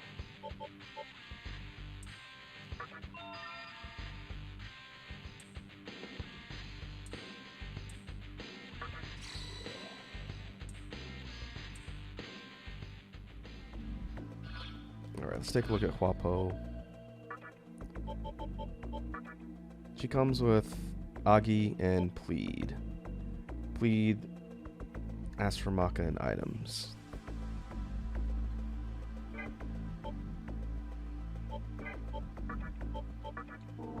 We have a full party now, so that's good. I don't know what Fornius's elemental weaknesses are, though. I think he's weak against fire. I think he's ice. Let's find out. But now I definitely want to save.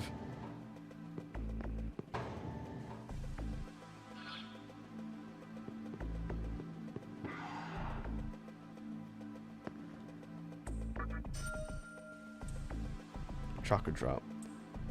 Chakra drop is magic recovery?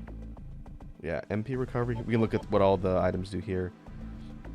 Medicine, heal, life stone, slight heal, bead, full heal, chakra drop, magic, revival bead,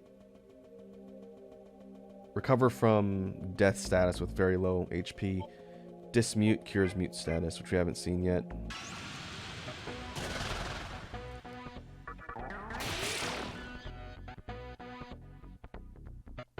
The SMT games, especially this one, are a pretty good example of the old school mindset of managing item economy for consumables.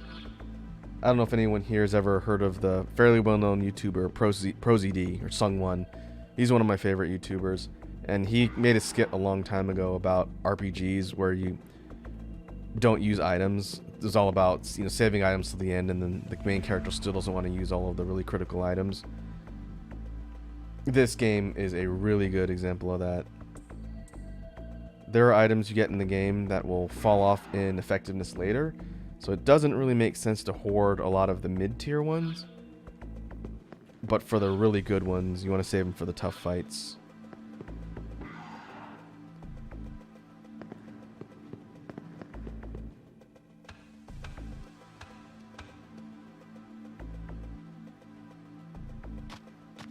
Where am I? In the courtyard?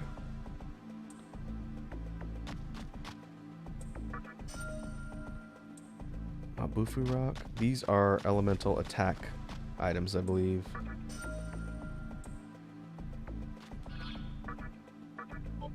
Yeah, Mabufu, low ice damage to all foes. So the ice type spell in the SMT universe is Bufu. And we talk a little bit about how the spell name structure works. If it has a Ma in front of it, it is an all-target spell or ability. So Ma Bufu would be ice attack on all enemies. And similarly, since we know Zio is a lightning spell, Ma Zio is lightning attack on everybody else. So for wind, it would be Mazan. And for fire, it's Moragi, I think. Kind of like the Final Fantasy system of remembering like fire and Fira and Firaga. The SMT games have their own whole thing. And back in the day when I played this for the first time, trying to remember what all of the spells did was tough, but you play enough of the SMT and or Persona games, it sort of gets ingrained in your memory and then you just remember it forever.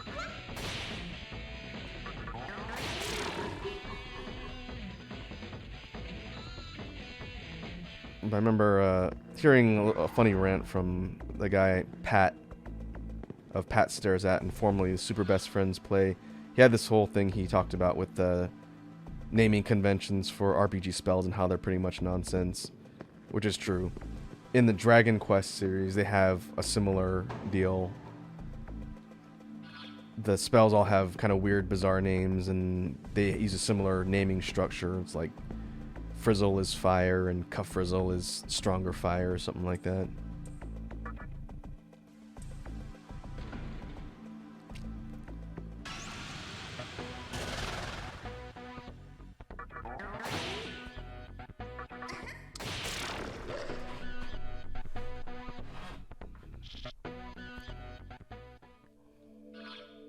Okay, we opened up the shortcut And that allows us to loop back to the healing room and the save room. So we can save here, and then we should be able to proceed on to the boss. I know I'm going through this at kind of a methodical pace, but in this game, it kind of pays to explore thoroughly and scout out an area just so you can find everything and also potentially get useful items and whatnot.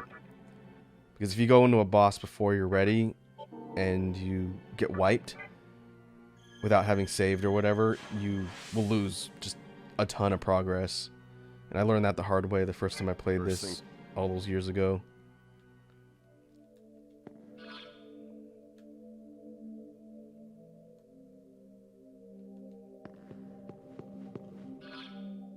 Looks like if we head to the left, and then it's the far staircase at the end, I think, on the far left.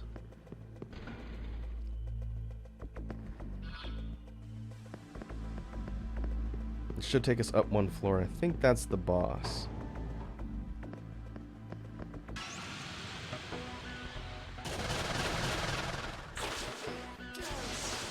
So at this point, I'm gonna try and conserve my magic and not try and burn a lot of spells.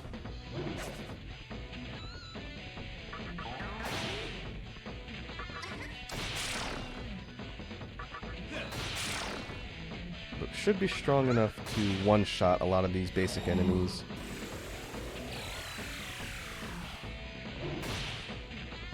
And they're not doing a ton of damage to me either. So I could auto these, at least on this bottom floor. We'll see.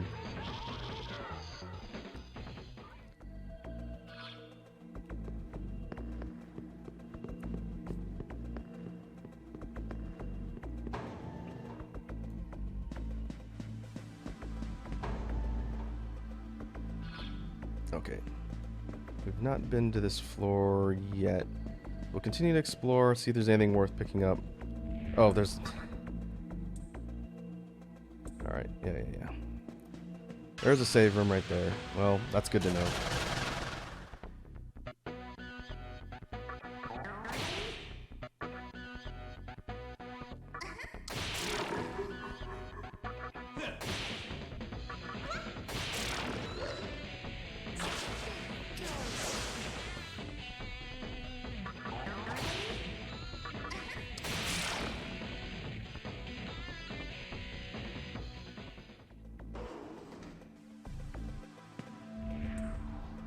And here's a heal room. Alright, well, that's good to know. I could have saved some time by not going all the way back, but we did pick up Huapo, who I think is good for the boss. So I'm going to say that my acute RPG paranoia didn't completely waste our time. But this is going to be a long playthrough, people. We'll get comfortable. It'll be a long playthrough with tons of failure. I guarantee it.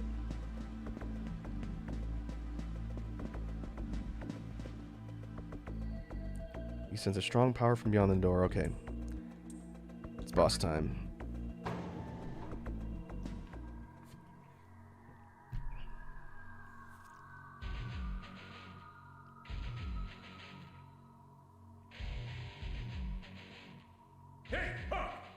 Seen you around, and I don't like your face.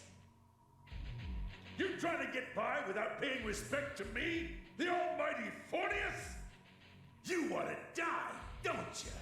I screwed up and let another human escape a while ago, but not this. I have a habit of butchering anyone who disrespects me. I cut him up with these fins. Wonder where the voice is coming from. The head on top of his head or the actual mouth on the manta ray? Time to die. Guess we'll never know. Alright, this is our first official boss. Let me get the boss. This is a different boss theme. We can test our other spells. I'm pretty sure this guy's weak against fire.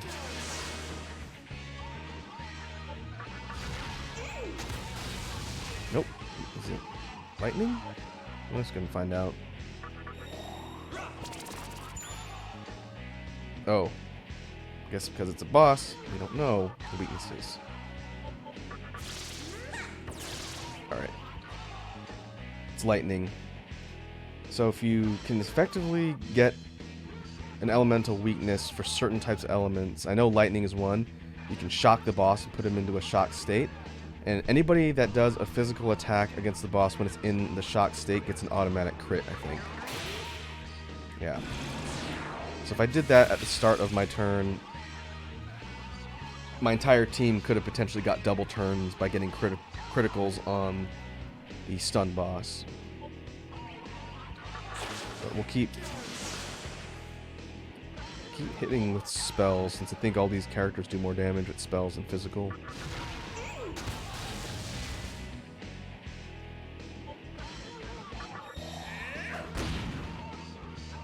Lunge is pretty good, and I'll just keep the main character topped up with health from one of the other healers, since I don't want to get my HP too low and get one shot.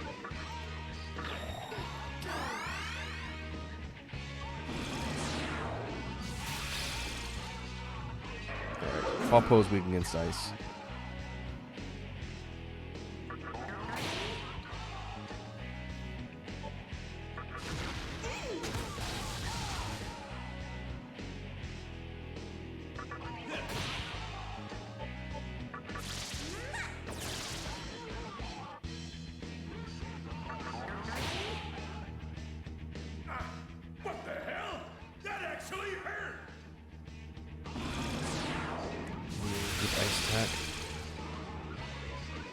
I could use my Mazio Rock here.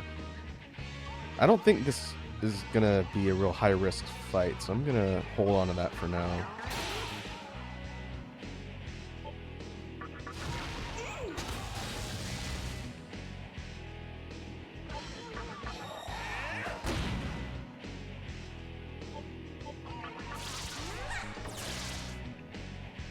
Yeah, the boss is almost dead. I think taking the time to, one, do some fights against the enemies in the dungeon, and also pick up a fourth party member worked to my advantage here.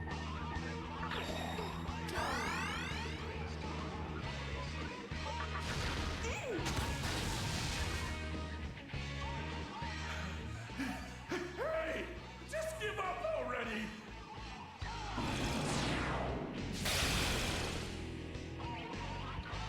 Well, that would have given him an extra turn if he didn't miss everybody else. Alright.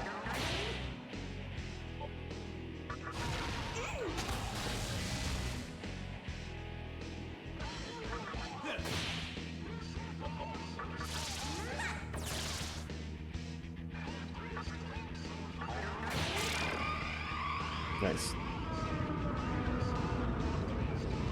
No, that wasn't too bad.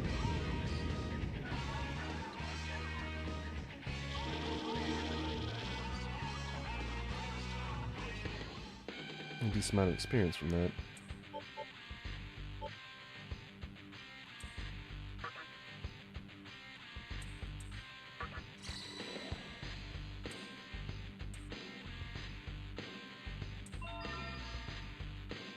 Pose Moody. Pose Moody is poison cure, I think.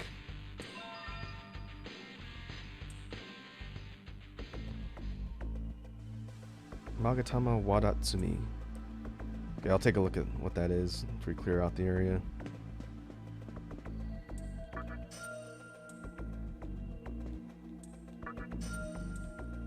I think I will go back a couple screens, heal and save here before we leave. I don't know what zone comes next.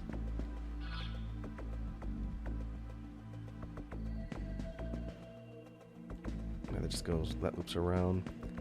We'll go back. Oh, it's another new demon. Brute Shikigami. Let's see if we can recruit that one. I'm gonna kind of follow the Pokemon strategy here. Whenever I see something I don't have, I'm gonna attempt to recruit it just to have, Because one thing that Nocturne does, like all the other SMT games, is it has a demon fusion system. And they'll probably introduce that once I get into the next area. But you fuse the demons together to get new ones and stronger ones at the same time.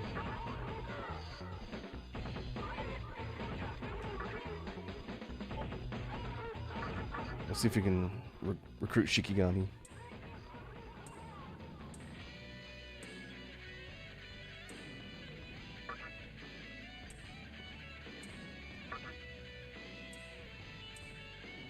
Alright, it's getting expensive. Okay. Shikigami the Brute.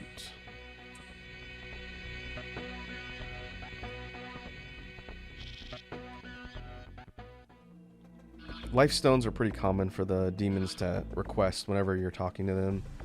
So in general, if I remember correctly, it's good practice to keep those on hand and use things like medicine or party skills to heal and not burn a lot of life stones. But we'll see what Shikigami's got.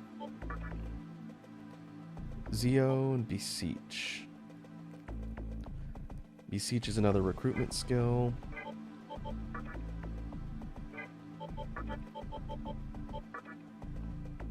Repels electricity, weak against fire. So repel is the status that bounces it back and does damage to the enemy. So if I fight something that uses lightning, I should put Shikigami in my party.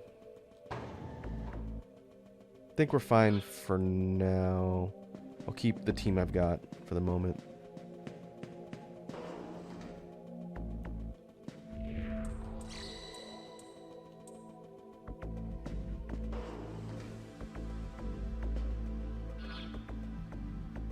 Alright, save. Then we should be set to clear the area and move on.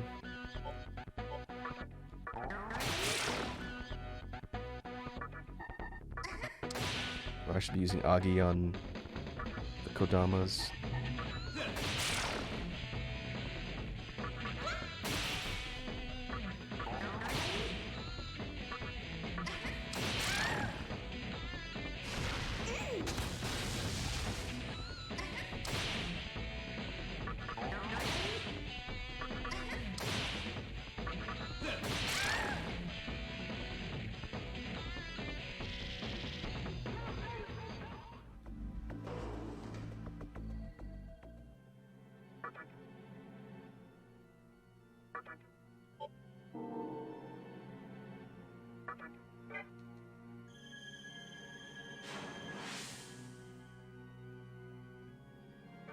Alright. With that, I think that's it for the zone. I'm gonna go ahead and... Oh, I guess I can explore that last bit in another room, just to complete the map. Make sure I didn't miss anything.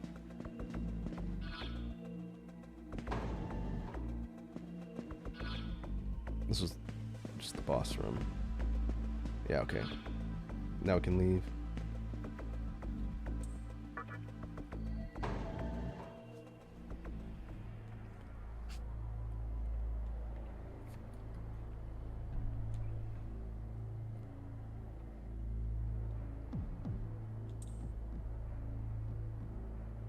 Oh, it's you two again.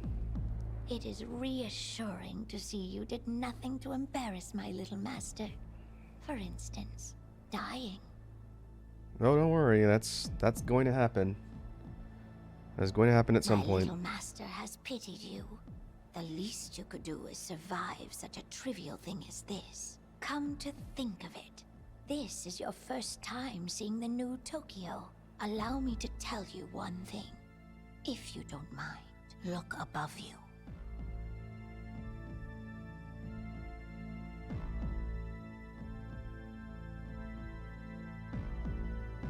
As you can see, Tokyo has now become a spherical world. Now, do you see something shining in the center up there? That is Kagutsuchi. That is what created this vortex world. And that is also what provides power to its inhabitants.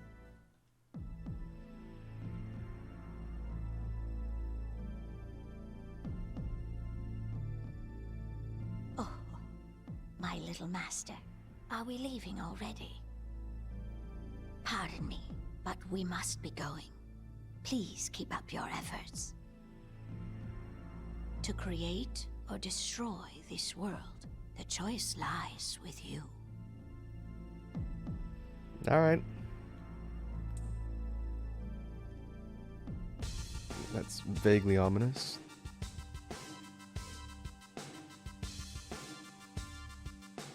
Now we have a very different looking world map. I can't remember if there's random encounters when you're just walking around. Maybe there are.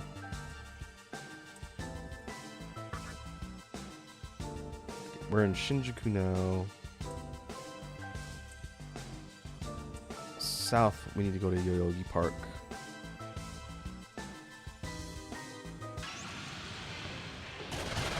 Yep, we got random encounters.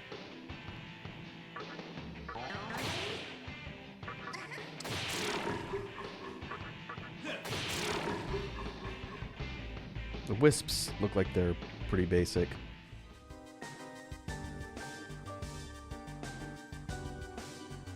Oh, that's what the thing on the right, the flashing diamond, that's my encounter meter. When it's red, it means I'm about to be attacked. Yeah. Was that Feng Huang? Oh, Zen. Okay. We will try and recruit this one too. Wilder. It's the first of this type we've seen.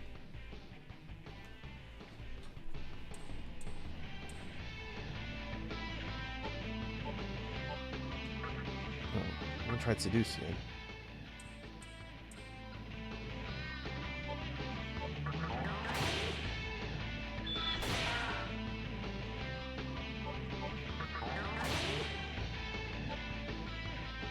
Oh, plead, we can try and ask for stuff. Well, we'll pass and try and talk again. Yeah. Don't think we have anything that's gonna convince that type of demon to join us yet.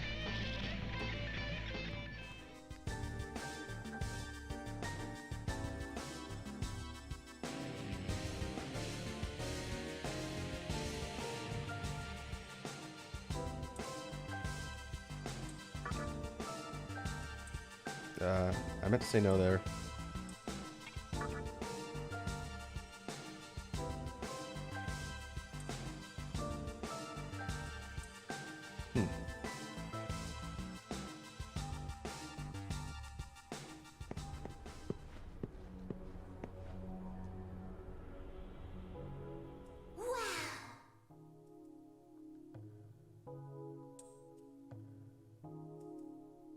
What if I say no?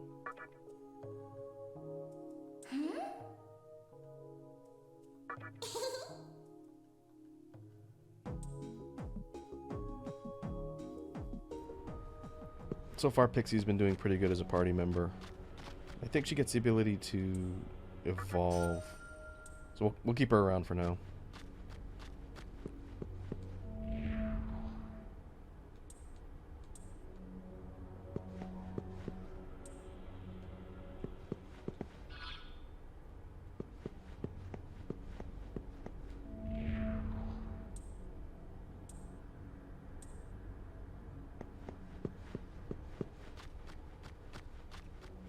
The Incubus?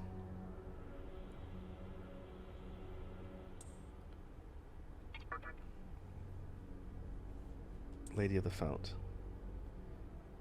With his exotic hardware.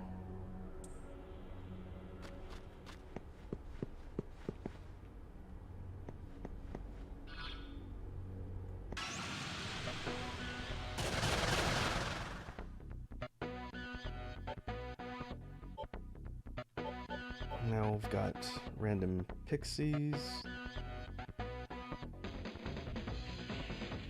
Weak against what? It's not wind, is it?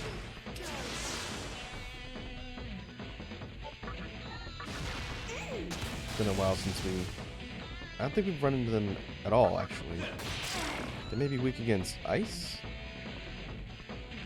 I know they're strong against electricity.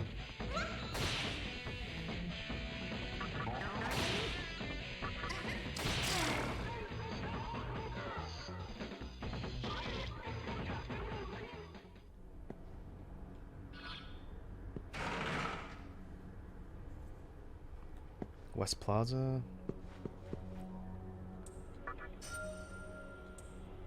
Life stones.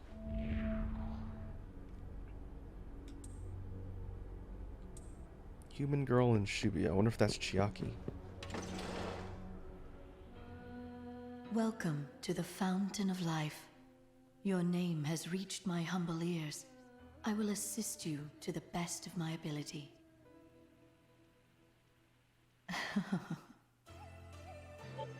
Okay, healing.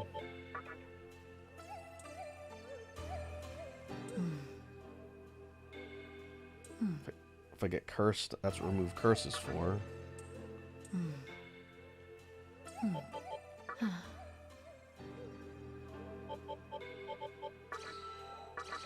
Healing's not too expensive. Revive is where it gets kind of pricey. If one of my demons gets KO'd, I need to bring him back. I can come here to do it, but it's going to cost me. Right.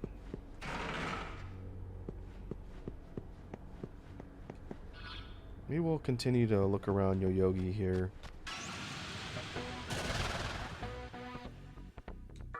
And get some experience and maybe find some new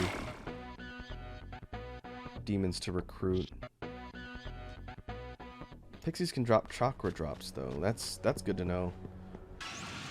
I'm not going to spend any time farming enemy drops here, but if I ever need magic recovery stuff, it's good to know that they can drop them.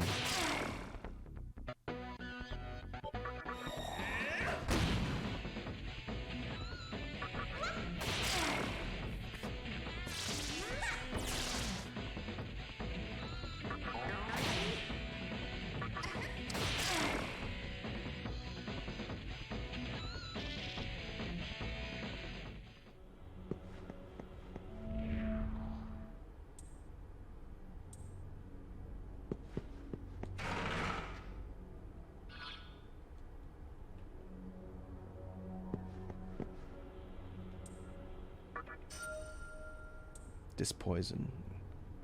And those are antidotes. We haven't really seen a lot of status ailment enemies yet, but they do exist and they are kind of a handful.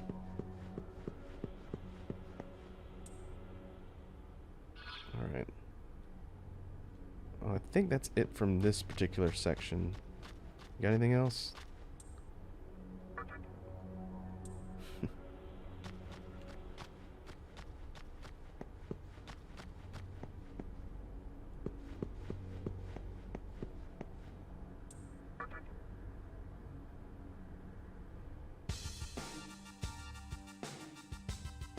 Okay, there's another entrance on the other side. Can I get over there from here?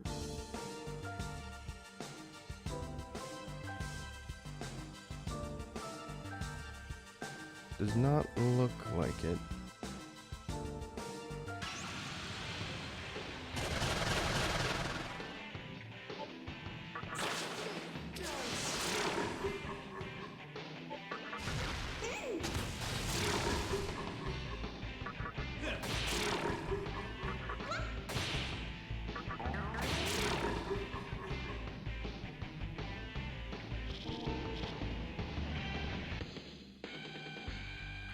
Level up for Huapo.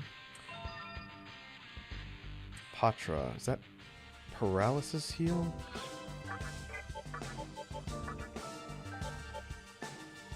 Bind, sleep, panic. Okay, that's a multi-purpose status ailment cure. It's a good one to have.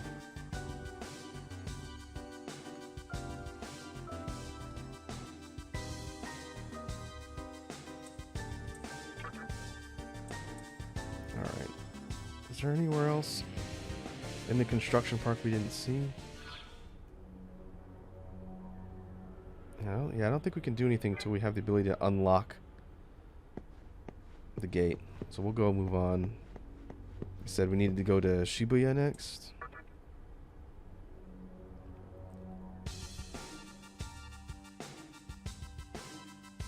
What's that? North? There's no master map we can look at.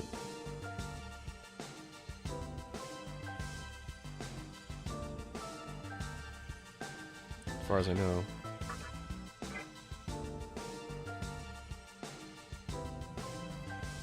What did this guy say? Did he say south?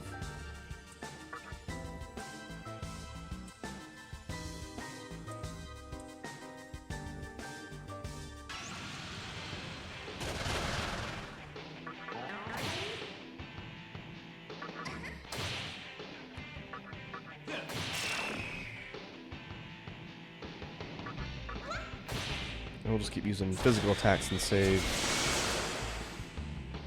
our magic as we go here.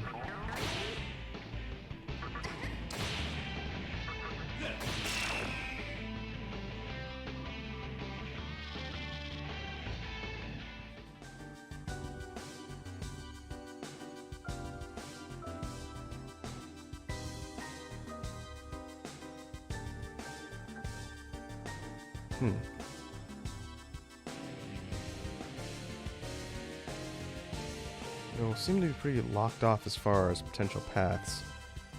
I'm gonna have to figure out how to get into that other area.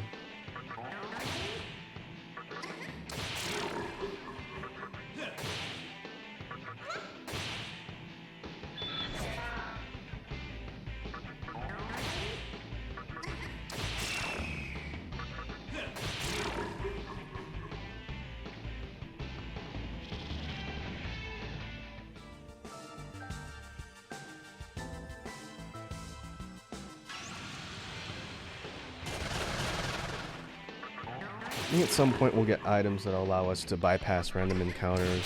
For now, we're kind of at the mercy of just RNG. But experience and items are good.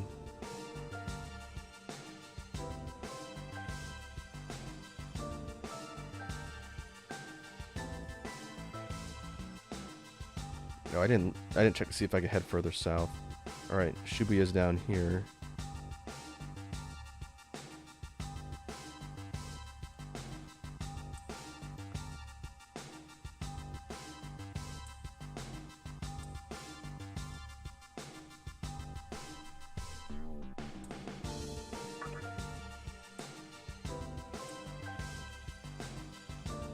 Demi-fiend. Maybe it's me?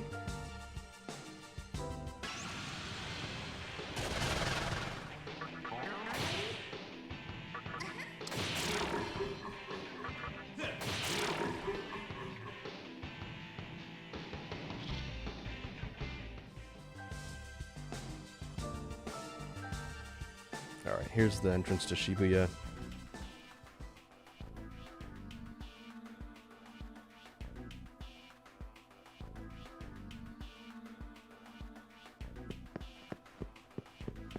Hey, that's a Decorabia. Oh. Yeah, Fornius might be terminally late. 2 underground plazas in the city. One's got shops so you can survive, the other's got a club so you can jive. I remember clubs. I remember when clubs were a thing.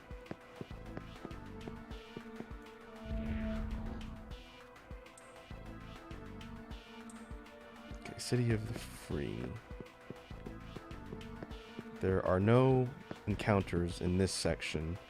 You can tell there's no random encounters when the radar on the right is blue and doesn't change. But I know there's going to be sections down here where it changes and now we can get hit by random encounters.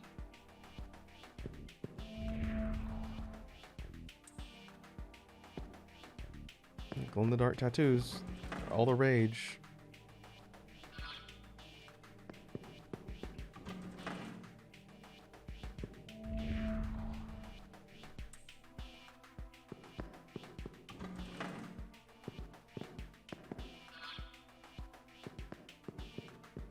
I think there's a shop in here.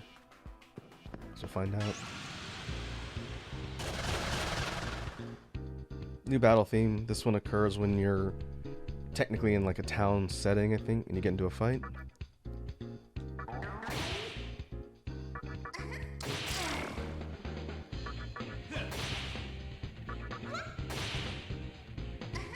Oh, I forgot I had Racunda. I could have used that against Fornius. I guess I didn't need to, but I need to remember that I've got a defense down.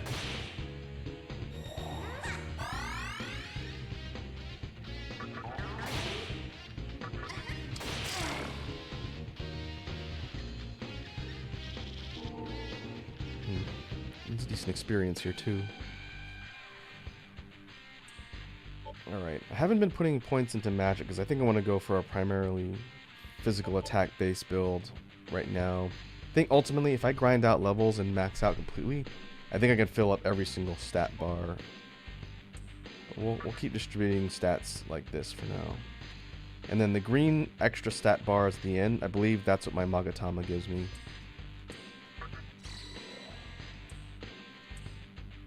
And if you look at the other one we got, was that Wadatsumi?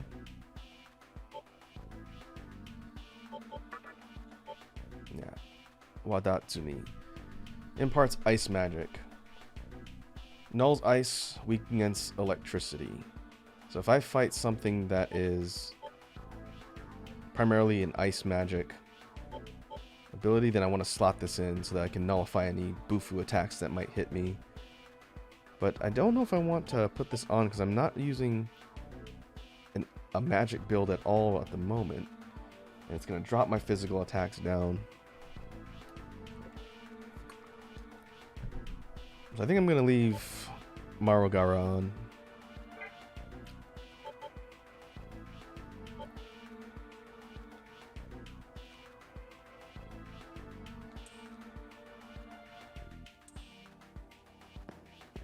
Club.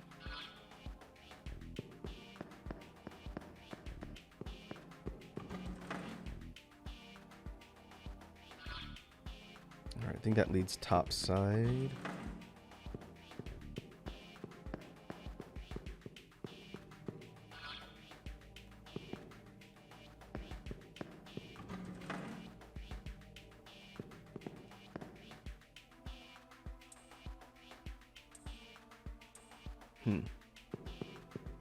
Magutsuhi seems pretty important.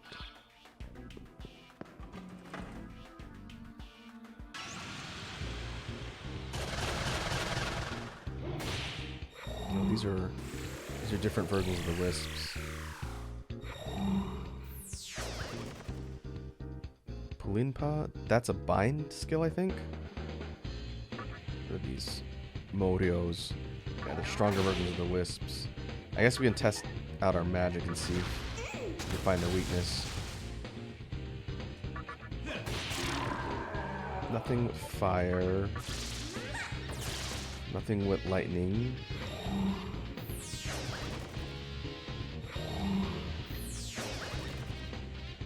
You can try wind. Nope, no wind. I guess no elemental weaknesses that we have currently. Maybe ice, so we don't have Bufu yet.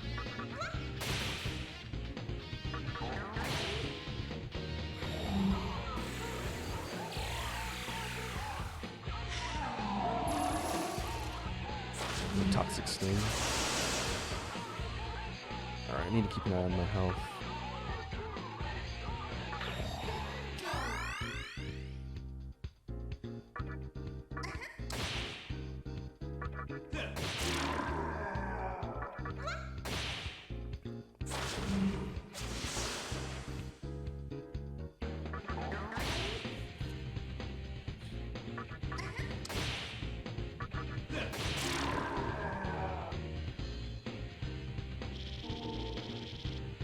That's a decent chunk of experience. We level up for Kodama. Scout. Scout. What does that do? That's a negotiation technique. I think like Kin Speak, it kicks in randomly. I don't think it's something you can actually use. Kind of like Seduce. I guess we can test it out if we see something we want to recruit. Is it Nozuchi? Is that what those are called?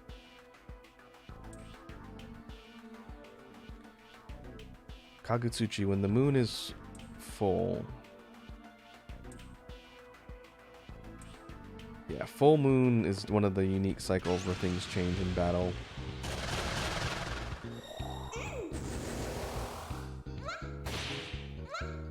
Rakukaja, that's party debuff, or party defense buff up.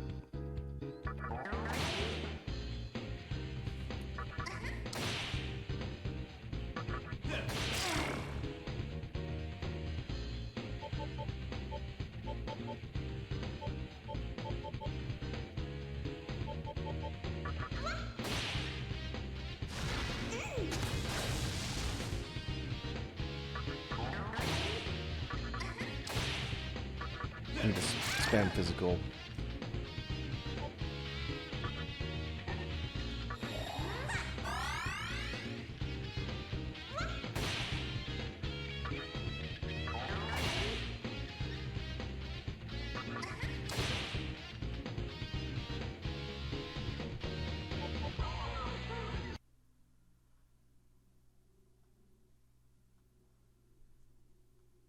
Let's tabbing over to the stream tab real quick.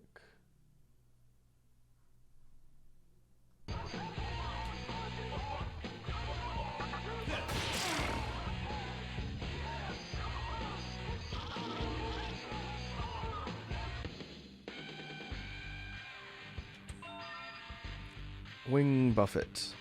Or Wing... I know it's not Wing Buffet, but it sounds funnier that way. That's a wind target spell, I think. Let it continue. Sure.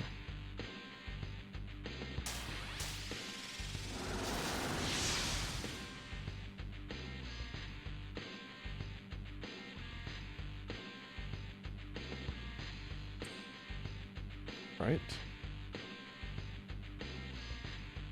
Our Pixie has evolved into High Pixie.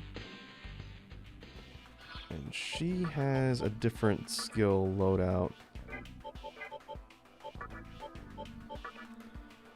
Her stat loadout is a little bit different too. I think her luck is a lot higher. But she keeps all of the skills that she picked up. But she's got a whole new set that she can learn. Paralati, I don't remember what that is. That might be a heal. I guess we'll soon learn it.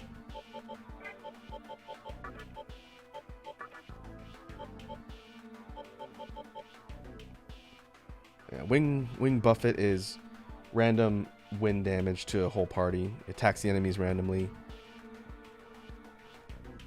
If you're dealing with a group of things that are weak against that element, then you can get multiple press turns if the hits all go off, I think. Alright, that's pretty worthwhile. Hope we get a save point soon.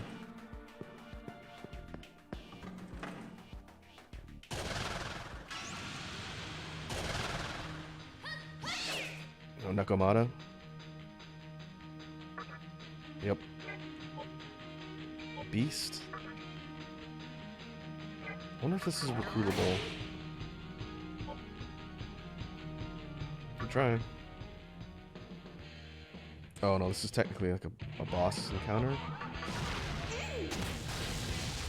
That was a waste of a turn.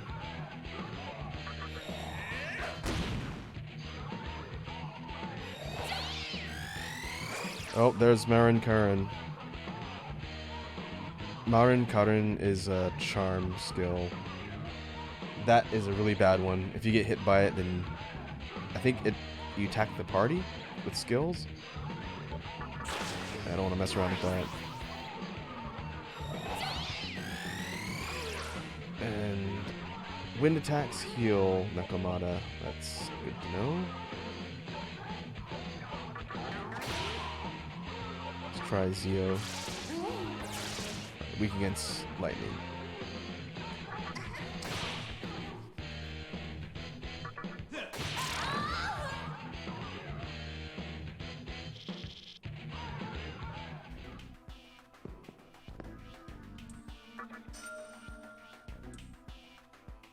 Alright, I guess that makes sense.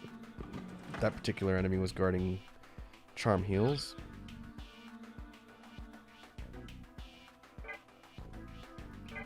I guess we can loop around and see if the path upwards and out takes us to another explorable section. Like I said, I really just want to heal, or healing and save point.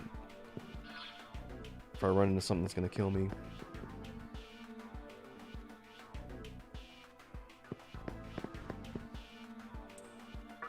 Mystical chest.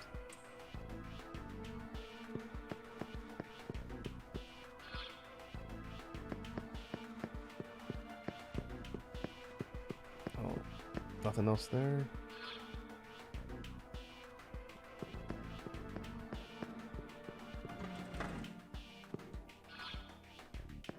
Okay, we need to check the other stairwell.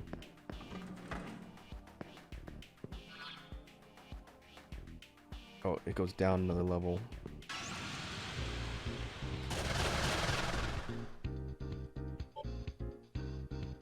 Okay, I can use Scout with Kodama, that's good. But we'll see if we can eliminate the, well, not if we miss.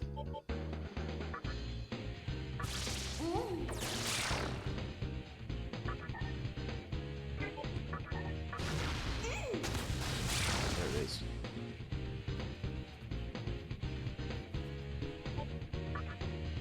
Femme Datsueba.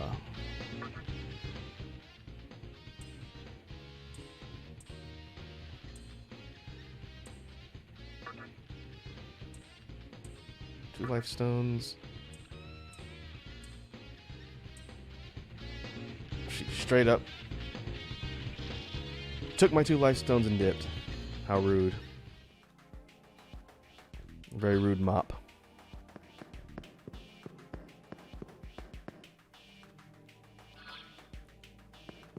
Alright, it's another level of the mall. Should be a save point around here somewhere.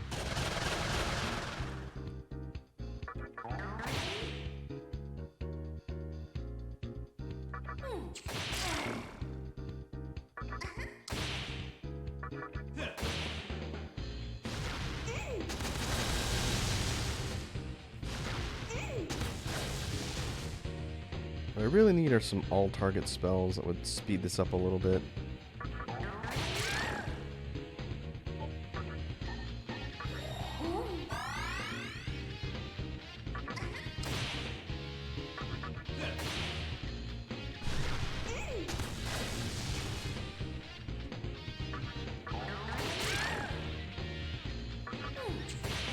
I think I'm actually going to switch Shikigami into the party so I can get at some levels. I think I'm going to swap out Kodama. Unless I find something that's weak against wind.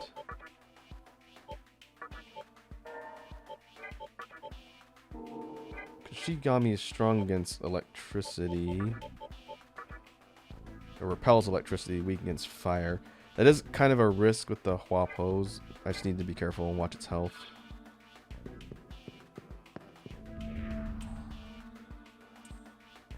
Club? Is it the club?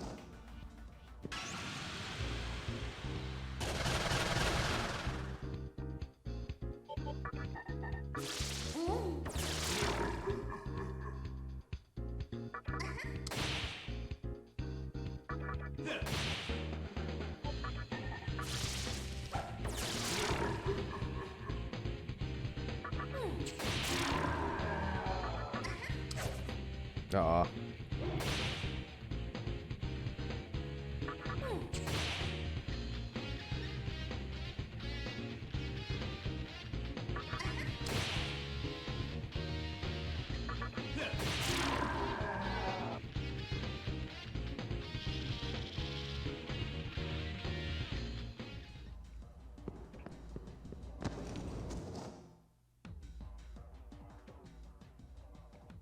Was that Chiaki? Hee-haw.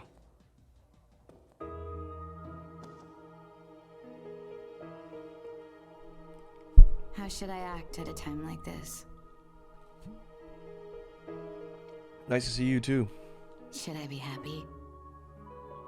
Like, I'm glad we're both okay? It's you, right? I can tell. Don't worry. Not much phases me anymore. I realized something. Whether I scream or cry, it won't wake me up from this nightmare. I'm just tired of dealing with it. happened to us? To the world we used to know? Well, the conception happened.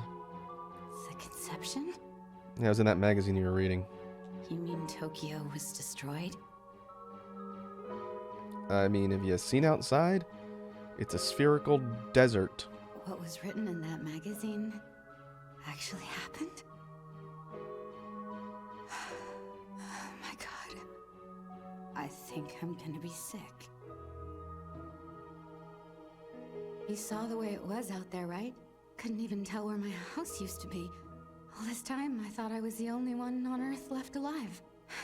But seeing you changes everything. Maybe there's still hope. There have to be other survivors, don't you think? Our teacher, our friend, what if they made it out too? I want to go find them. I'm trying to tell if her outfit is like a full-body denim dress, or it's just something that's patterned to look like it. Giving up on them means giving in to despair. Yeah. There's no way they're gone. Fate can't be that cruel, can it? If it is, I don't know what I'll do.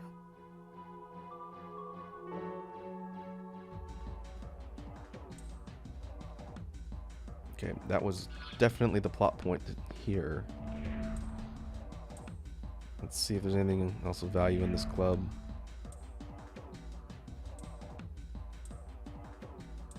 How is a ghost able to use a turntable? Ginza.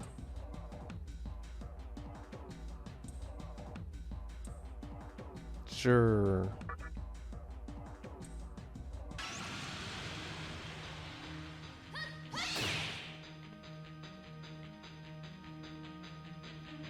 Okay, this is like another scripted fight.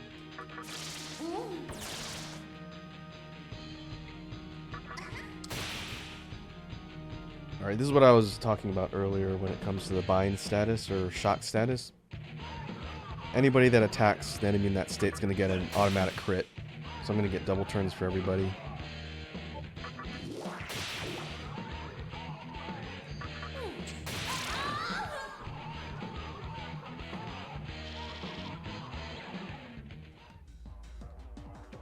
Assembly of Nihilo. Okay. We headed to Ginza at some point. Mystical chests. Contents change. Huh. I don't remember that. I wonder if that means if you open the chest at different times, you get better or different rewards. I guess that might be good to just take note of where we find them and not necessarily open them all right away.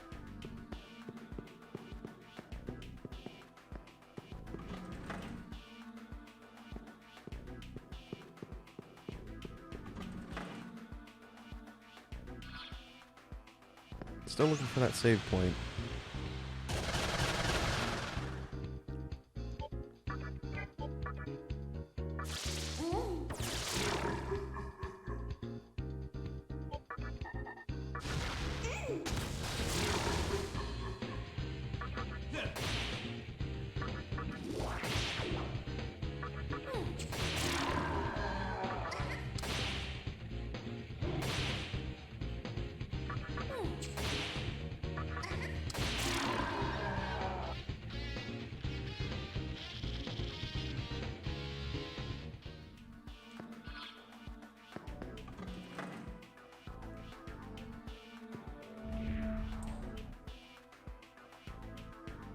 Eaten by a demon at the club. Yep, been there.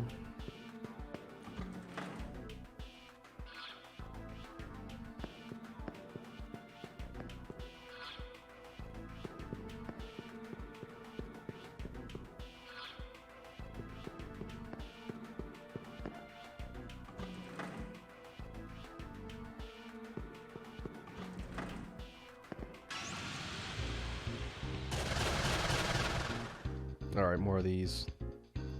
Did we find their elemental weakness? Alright, lightning. We'll whittle them down to 1 and try and see if we can get a recruit here. Well, not if we miss.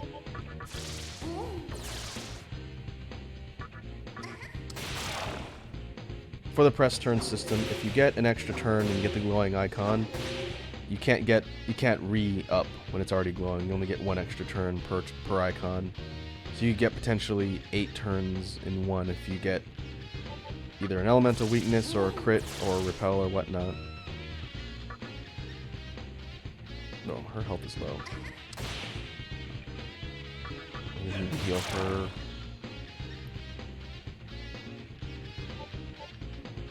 We'll pass Kyo Hua Po, and I think that'll give me a recruit if I pass again. Yeah. You essentially get another half turn when you do that. Alright, what you got?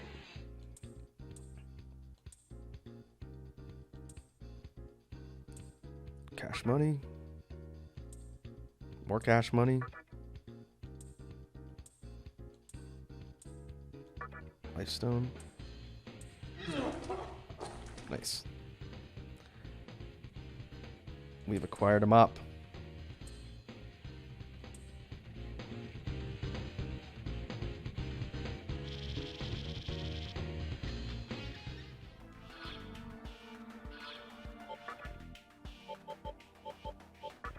Oh, I forgot we can use the abilities of demons not in the party as well, which is pretty good. If we just have healers in reserve, then if we need to keep our health topped up and they're not actively fighting, that'll be a good thing to do. Now let's look at the stats and skills for Datsueba. High magic, high luck, decent vitality. This is a magic-based character or demon. Decent MP pool. Haggle's another negotiation skill. The offensive skills. Needle Rush, low physical damage to one foe. Shibabu is binding status, nerve damage. Okay, if we encounter enemies that are weak against status ailments, that'll be good. I think after I get some levels on Shikigami, maybe I'll swap in Datsueba. Look at her resistances. Null, Nerve, and Mind. Okay, so anything that's a status debilitation or status ailment, looks like she's immune to, but weak against electricity. One of the reasons why I'm trying to sort of spread out the leveling of the demons I get, even though I can only have 4 in my total party, is because the class, like Datsueba, is a fem class or family. Later on when we get to Demon Fusion, which I think unlocks in this zone, the ability to choose what kind of demons you're fusing up depends on their class. Certain types will only result in certain other ones based on their components. So I want to try and build out a good variety of the demons that I've got in my list here. And we're getting a decent amount of stuff. So I would really like to see a save point before I see a boss.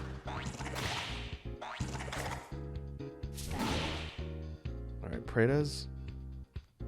Pretas are weak against most magic. And we haven't encountered a slime yet. These ones are pretty weak.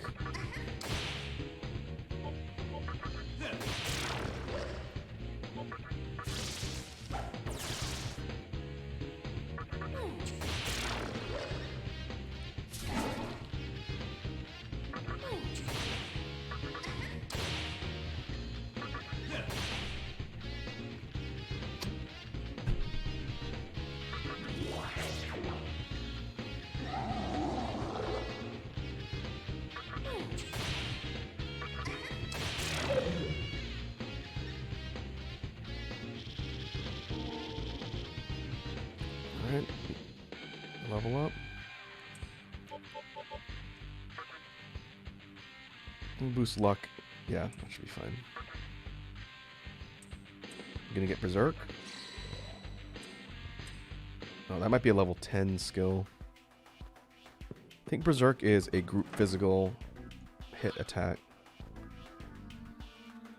which would be pretty handy.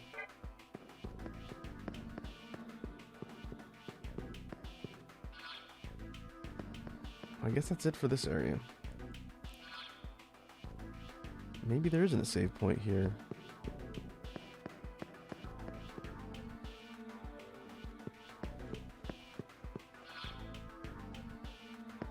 Let's see, 2 entrances here.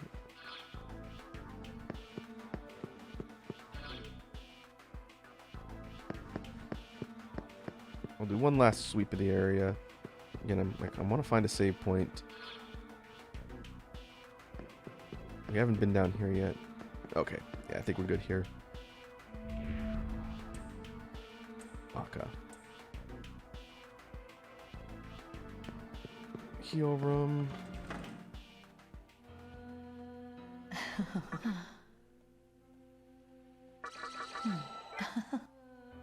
think the overall heal price per character goes up the more you need to heal life and magic point wise. Alright, good. I think what I'll do is, as we're getting close to the 3-hour mark, I'm going to finish scouting out the area in Shibuya here. And then once I've looked at everything, then I think we're going to call it good for the stream today. Looking at the schedule, I think I set a gaming stream for today and Thursday. So on Thursday, we're going to be jumping back into Nocturne again and picking up right where we leave off here. Mystical chest. Okay, we're going to leave this one.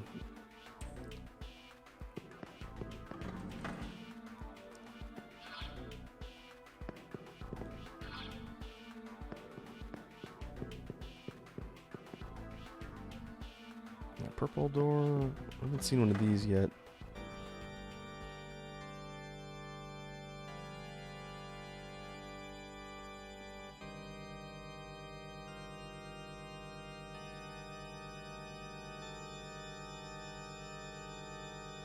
This is the Cathedral of Shadows. Alright, this is Demon Fusion. Okay. We hope that our secret art will be of help to you, Master of Demons. There are more cathedrals elsewhere. Feel free to drop by. Welcome to the Cathedral of Shadows, where demons gather. Alright. Good. I wanted to sort of talk a little bit about this. Now we get to what I consider to be one of the most interesting parts of Nocturne's gameplay. It's a fusion system. Like I mentioned before, we have the ability to fuse demons that we recruit or that join our party, and by doing so we can get stronger demons to use. And there is a system and methodology for how this works. I don't remember what it is, and I may have to consult some resources. I actually have a paper guide that I bought way back in the day for this game on PS2. It's this really thick book. Maybe I could post a picture of it on Twitter. But it's got this huge section at the end where it's got basically tables of all the fusion data and tells you if you fuse different demons and different classes, which ones go up in rank and which ones result in the unique fusions. It's a lot of information. But if we can kind of experiment with what we've got in our party and see if we can get anything good.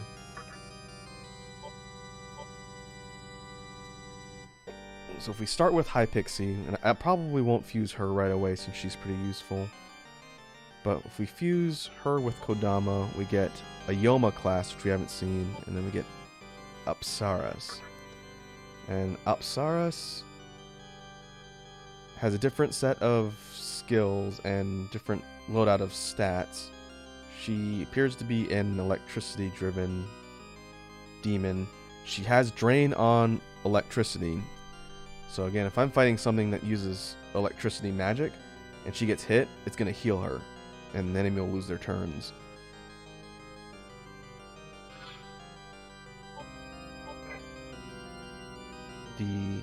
Looks like it automatically populates with random skills, and that's from the components. So you can choose the hereditary skill lineage from the demons you're putting into the fusion, And I want to say, I don't remember, I could be wrong. I think the ability to select the skills might be something they added in this version. I don't remember. I know there was a random component to the fusions before where you basically couldn't choose, and you'd have to cycle through all of the random loadouts to get the ones you want. But the ability to choose whether or not it's newer or has always been there is pretty handy, because it means you can take the best skills from your components and drop them into the fusion. So if we wanted to throw healing and single target lightning, or defense down, or cure poison, or wind, or even the scouting abilities, we can do that.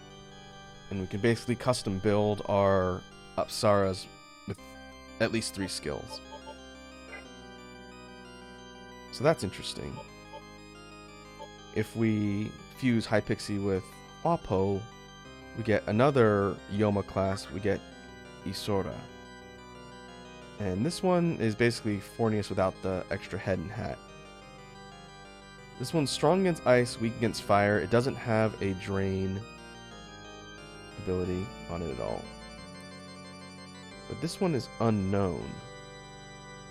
And I don't know what that necessarily means, but it looks like we can still swap in whatever skills we want. And our default ones are Analyze, Venom Bite, and Kidnap, I'm assuming, is a negotiation skill. This one's got pretty decent strength, decent magic, but it's not as fast and its luck is kind of low. If we fuse Hypixie with Shikigami, we get Night class Lilim. Nulls electricity, weak against ice. We get 2 skills to drop in here. And I don't remember what Lilim has in her arsenal. It looks like she's got a debuff. Does it won't let me see what the existing skills are? Doesn't look like it.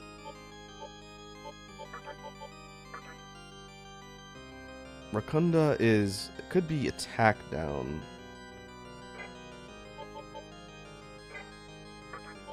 Dekunda's defense down, right?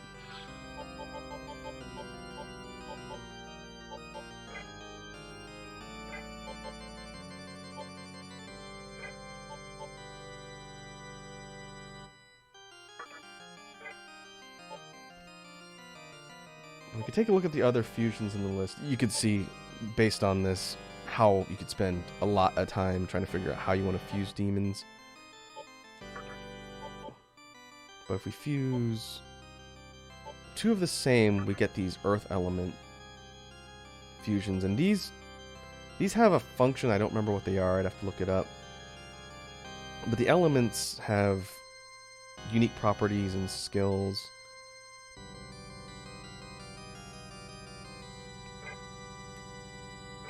If we fuse Kodama and Shikigami, we get Jack Frost, the mascot of the SMT franchise. He will call you a hoe. Very, very class.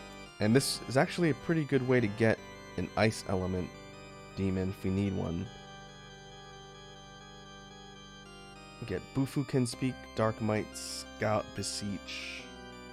Pretty good combination of scouting skills.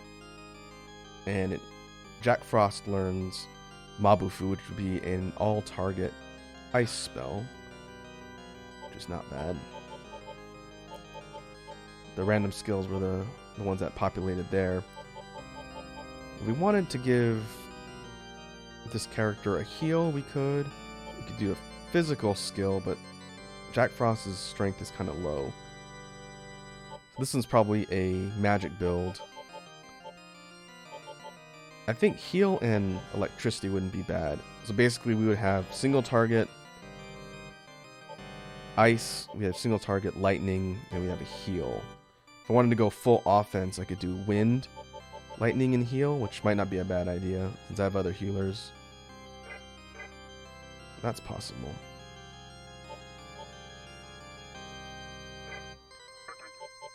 Kodama and Datsueba gives us Zen, we encountered out in the wild. Null's Dark Element, which we haven't really seen yet.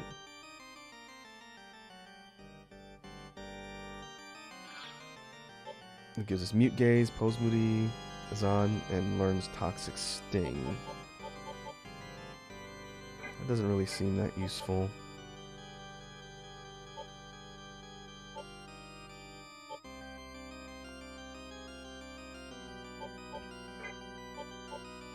Let's see. If we fuse Huapo, we've seen these two. We can get Bicorn, which is a horse with goat horns. Null's Dark, which again we haven't seen yet. Get Sukakaja, Charm Bite. And if we did this, we could slot in Fire. We get 2 slots, so we'd have to choose between Fire, Heal, Low Physical, or Nerve. I don't necessarily see the skill list being that useful. Looking at the stats, Bicorn looks like it's primarily physical. So I'd want to fuse things in that are going to give it physical attacks, not magic.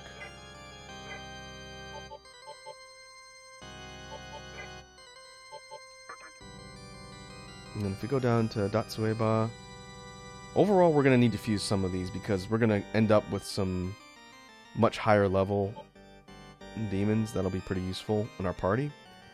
We could fuse Datsueba and Shikigami for Beast Class Inugami. It's a big snake dog. This gives us Null, Fire, and Dark, weak against Force, or weak against Wind. That's actually a pretty useful list of abilities. It's primarily strength focused.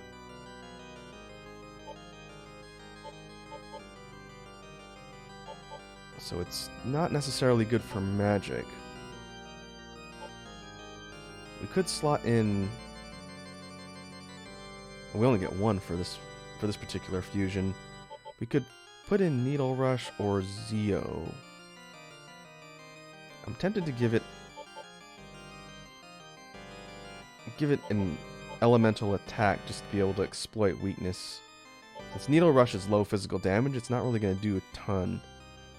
And it does learn Media, and Media is group heal, so that's really useful. In fact, that's going to be critical coming up. So I think I want to actually use this one for my fusion. Who is this? Datsueba and Shikigami? Yeah. Null, Fire, Dark. Dual Null is pretty good. See, I think I'll do Zeo here. Oh. Alright, that's what I thought. So I think I can only fuse things that are at my experience level or lower. So I'll need to be probably 13 in order to fuse that. Okay.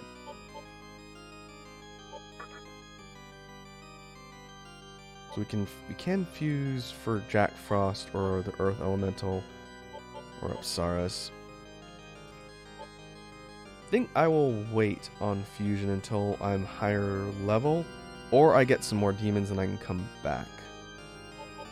Because the way it works here is, as you recruit demons, it's going to fill out the list with everything that I've got on hand, and then I should be able to see all the different fusion opportunities and things in a big list, and we may get more options too.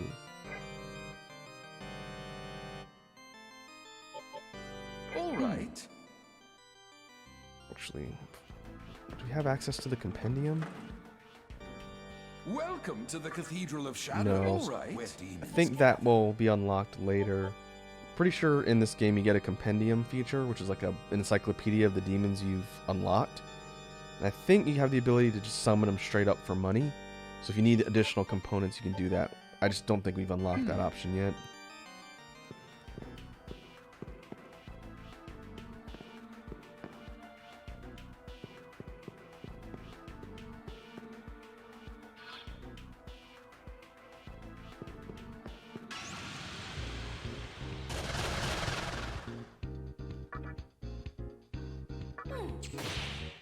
We'll try and recruit an extra pixie and see if that gives us options.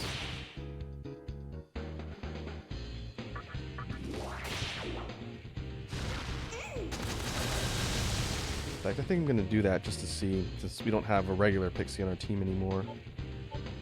We will take out Popo. See if we can do enough to get this one to join.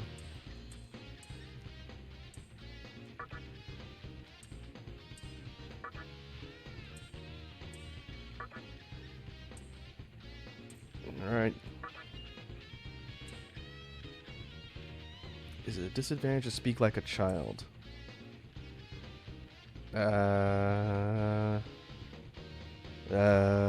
It can be an advantage?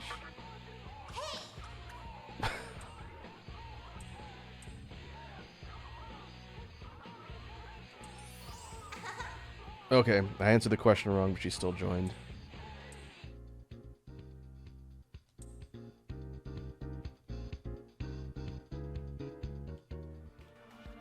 Alright, let's see if that unlocks any other decent opportunities with the stuff we have on Welcome to the our Cathedral of party. Shadows, where demons gather. Oh, I could fuse Apsara straight away. Better resistance, weak against fire. 2 skill slots. We could put Zio and Agi. Or we could put Heal and Agi. I think this is going to be good since we're not really getting a whole lot of mileage out of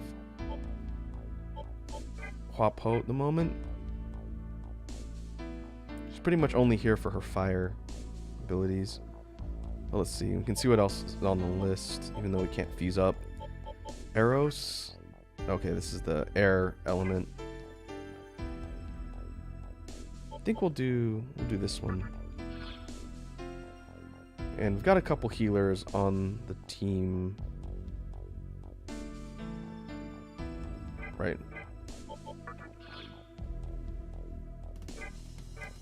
Can't remember what's on High Pixie. We know Kodama has heal. So we'll do that. We'll do Pixie, Wapo. We'll go Zio and Agi. We're going to go offense here. Single target lightning, single target fire. And that should come in handy. Are you sure?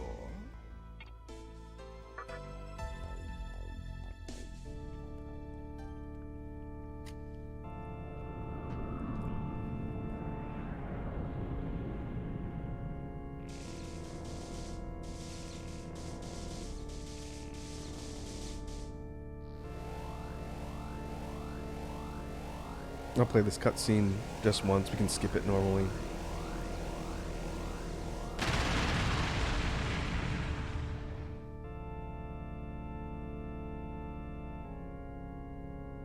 Apsaras of the Yoma clan. Alright.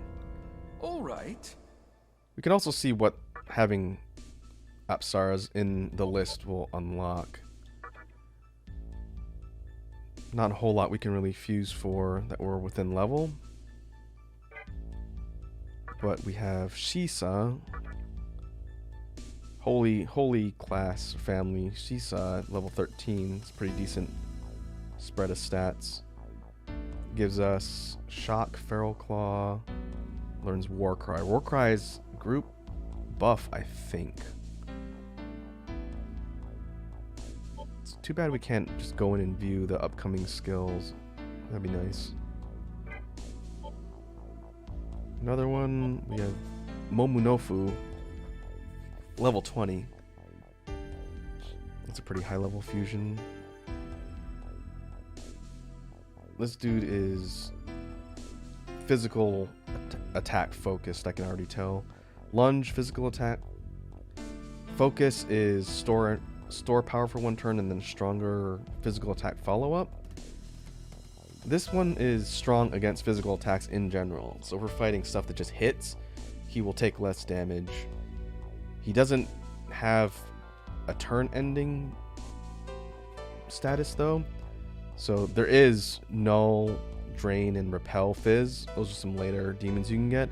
And those are good because if something just hits you, you will either Null, heal, or reflect the damage back. And that'll end the enemy's turn. But this guy looks like he'd be good to have on the party when I get to around level 20 for a good hard hitter physical attacks. And then we would get some of the other ones we've seen. All right. So not bad. I think our party will be better with the addition of Apsaras. So we'll summon her. Start leveling her up.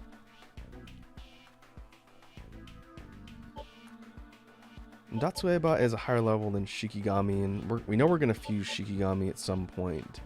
I'm going to summon or return Shikigami to stock, and we'll put Datsueba in the party and see if she picks up any other good skills.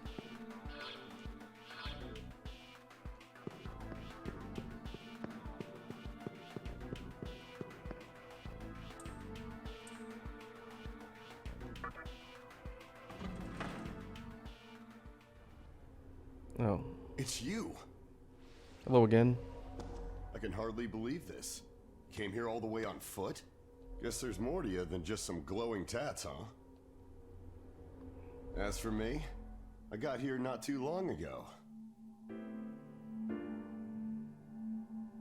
With this baby.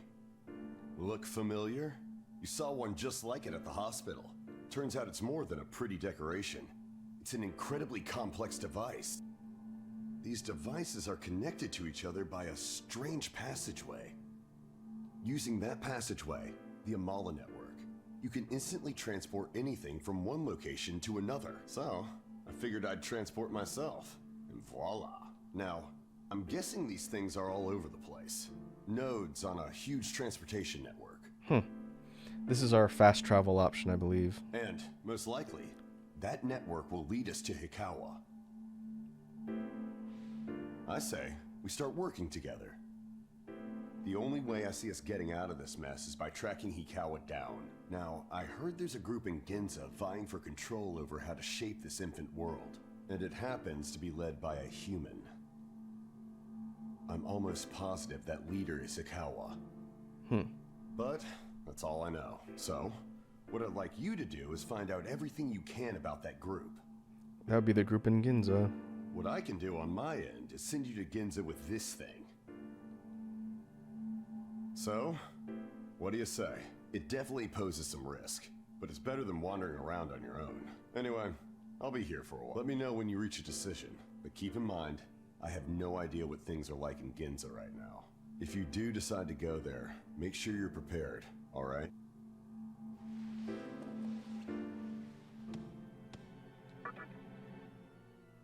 Alright, we'll save here.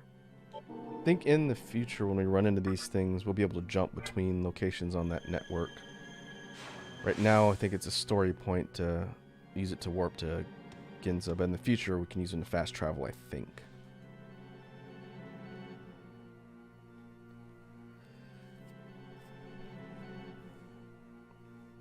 But I think that will do it for this stream. I know a good portion of the initial part was just the story and sort of prologue to the game, but now that we've jumped straight into the actual story and progression, now there's going to be a lot more to talk about, I think, between navigating zones, encountering demons, recruiting, and especially fusing.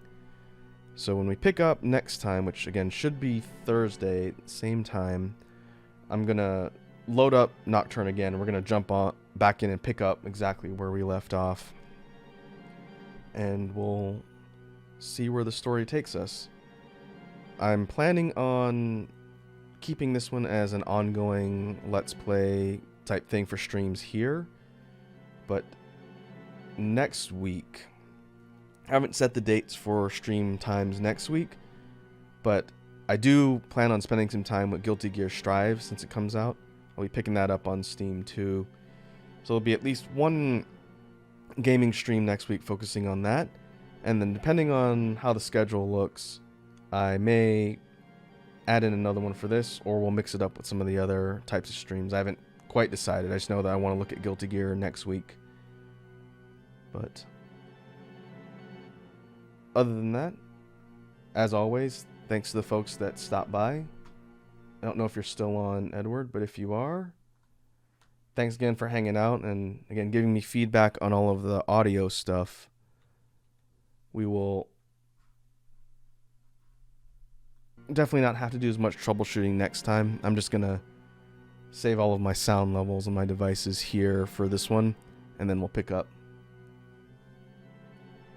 So, that being said, we will jump off for the night, and have a good evening. Oh, hey, Michi Arts. I don't think I've seen you here before. I'm glad you could jump on and hang out. Like I mentioned before, we're going to be picking up with Nocturne again on Thursday. I believe stream starts at 4:30 Pacific time. And we're picking up exactly where we left off here. So if you were hanging out while we were going through Nocturne, there'll be more of that next time. And for any of the other new folks that pass through, if you want to see announcements or the stream schedule for when I'm live here on YouTube, feel free to follow me over on Twitter. I usually post updates at the beginning of the week when the stream dates are set, and at some point I'll be posting other stuff there. But if you want to keep up to date about when we're live, then either Twitter or here on YouTube is the place. But yep, again, thanks for stopping by, and hope to see you folks again on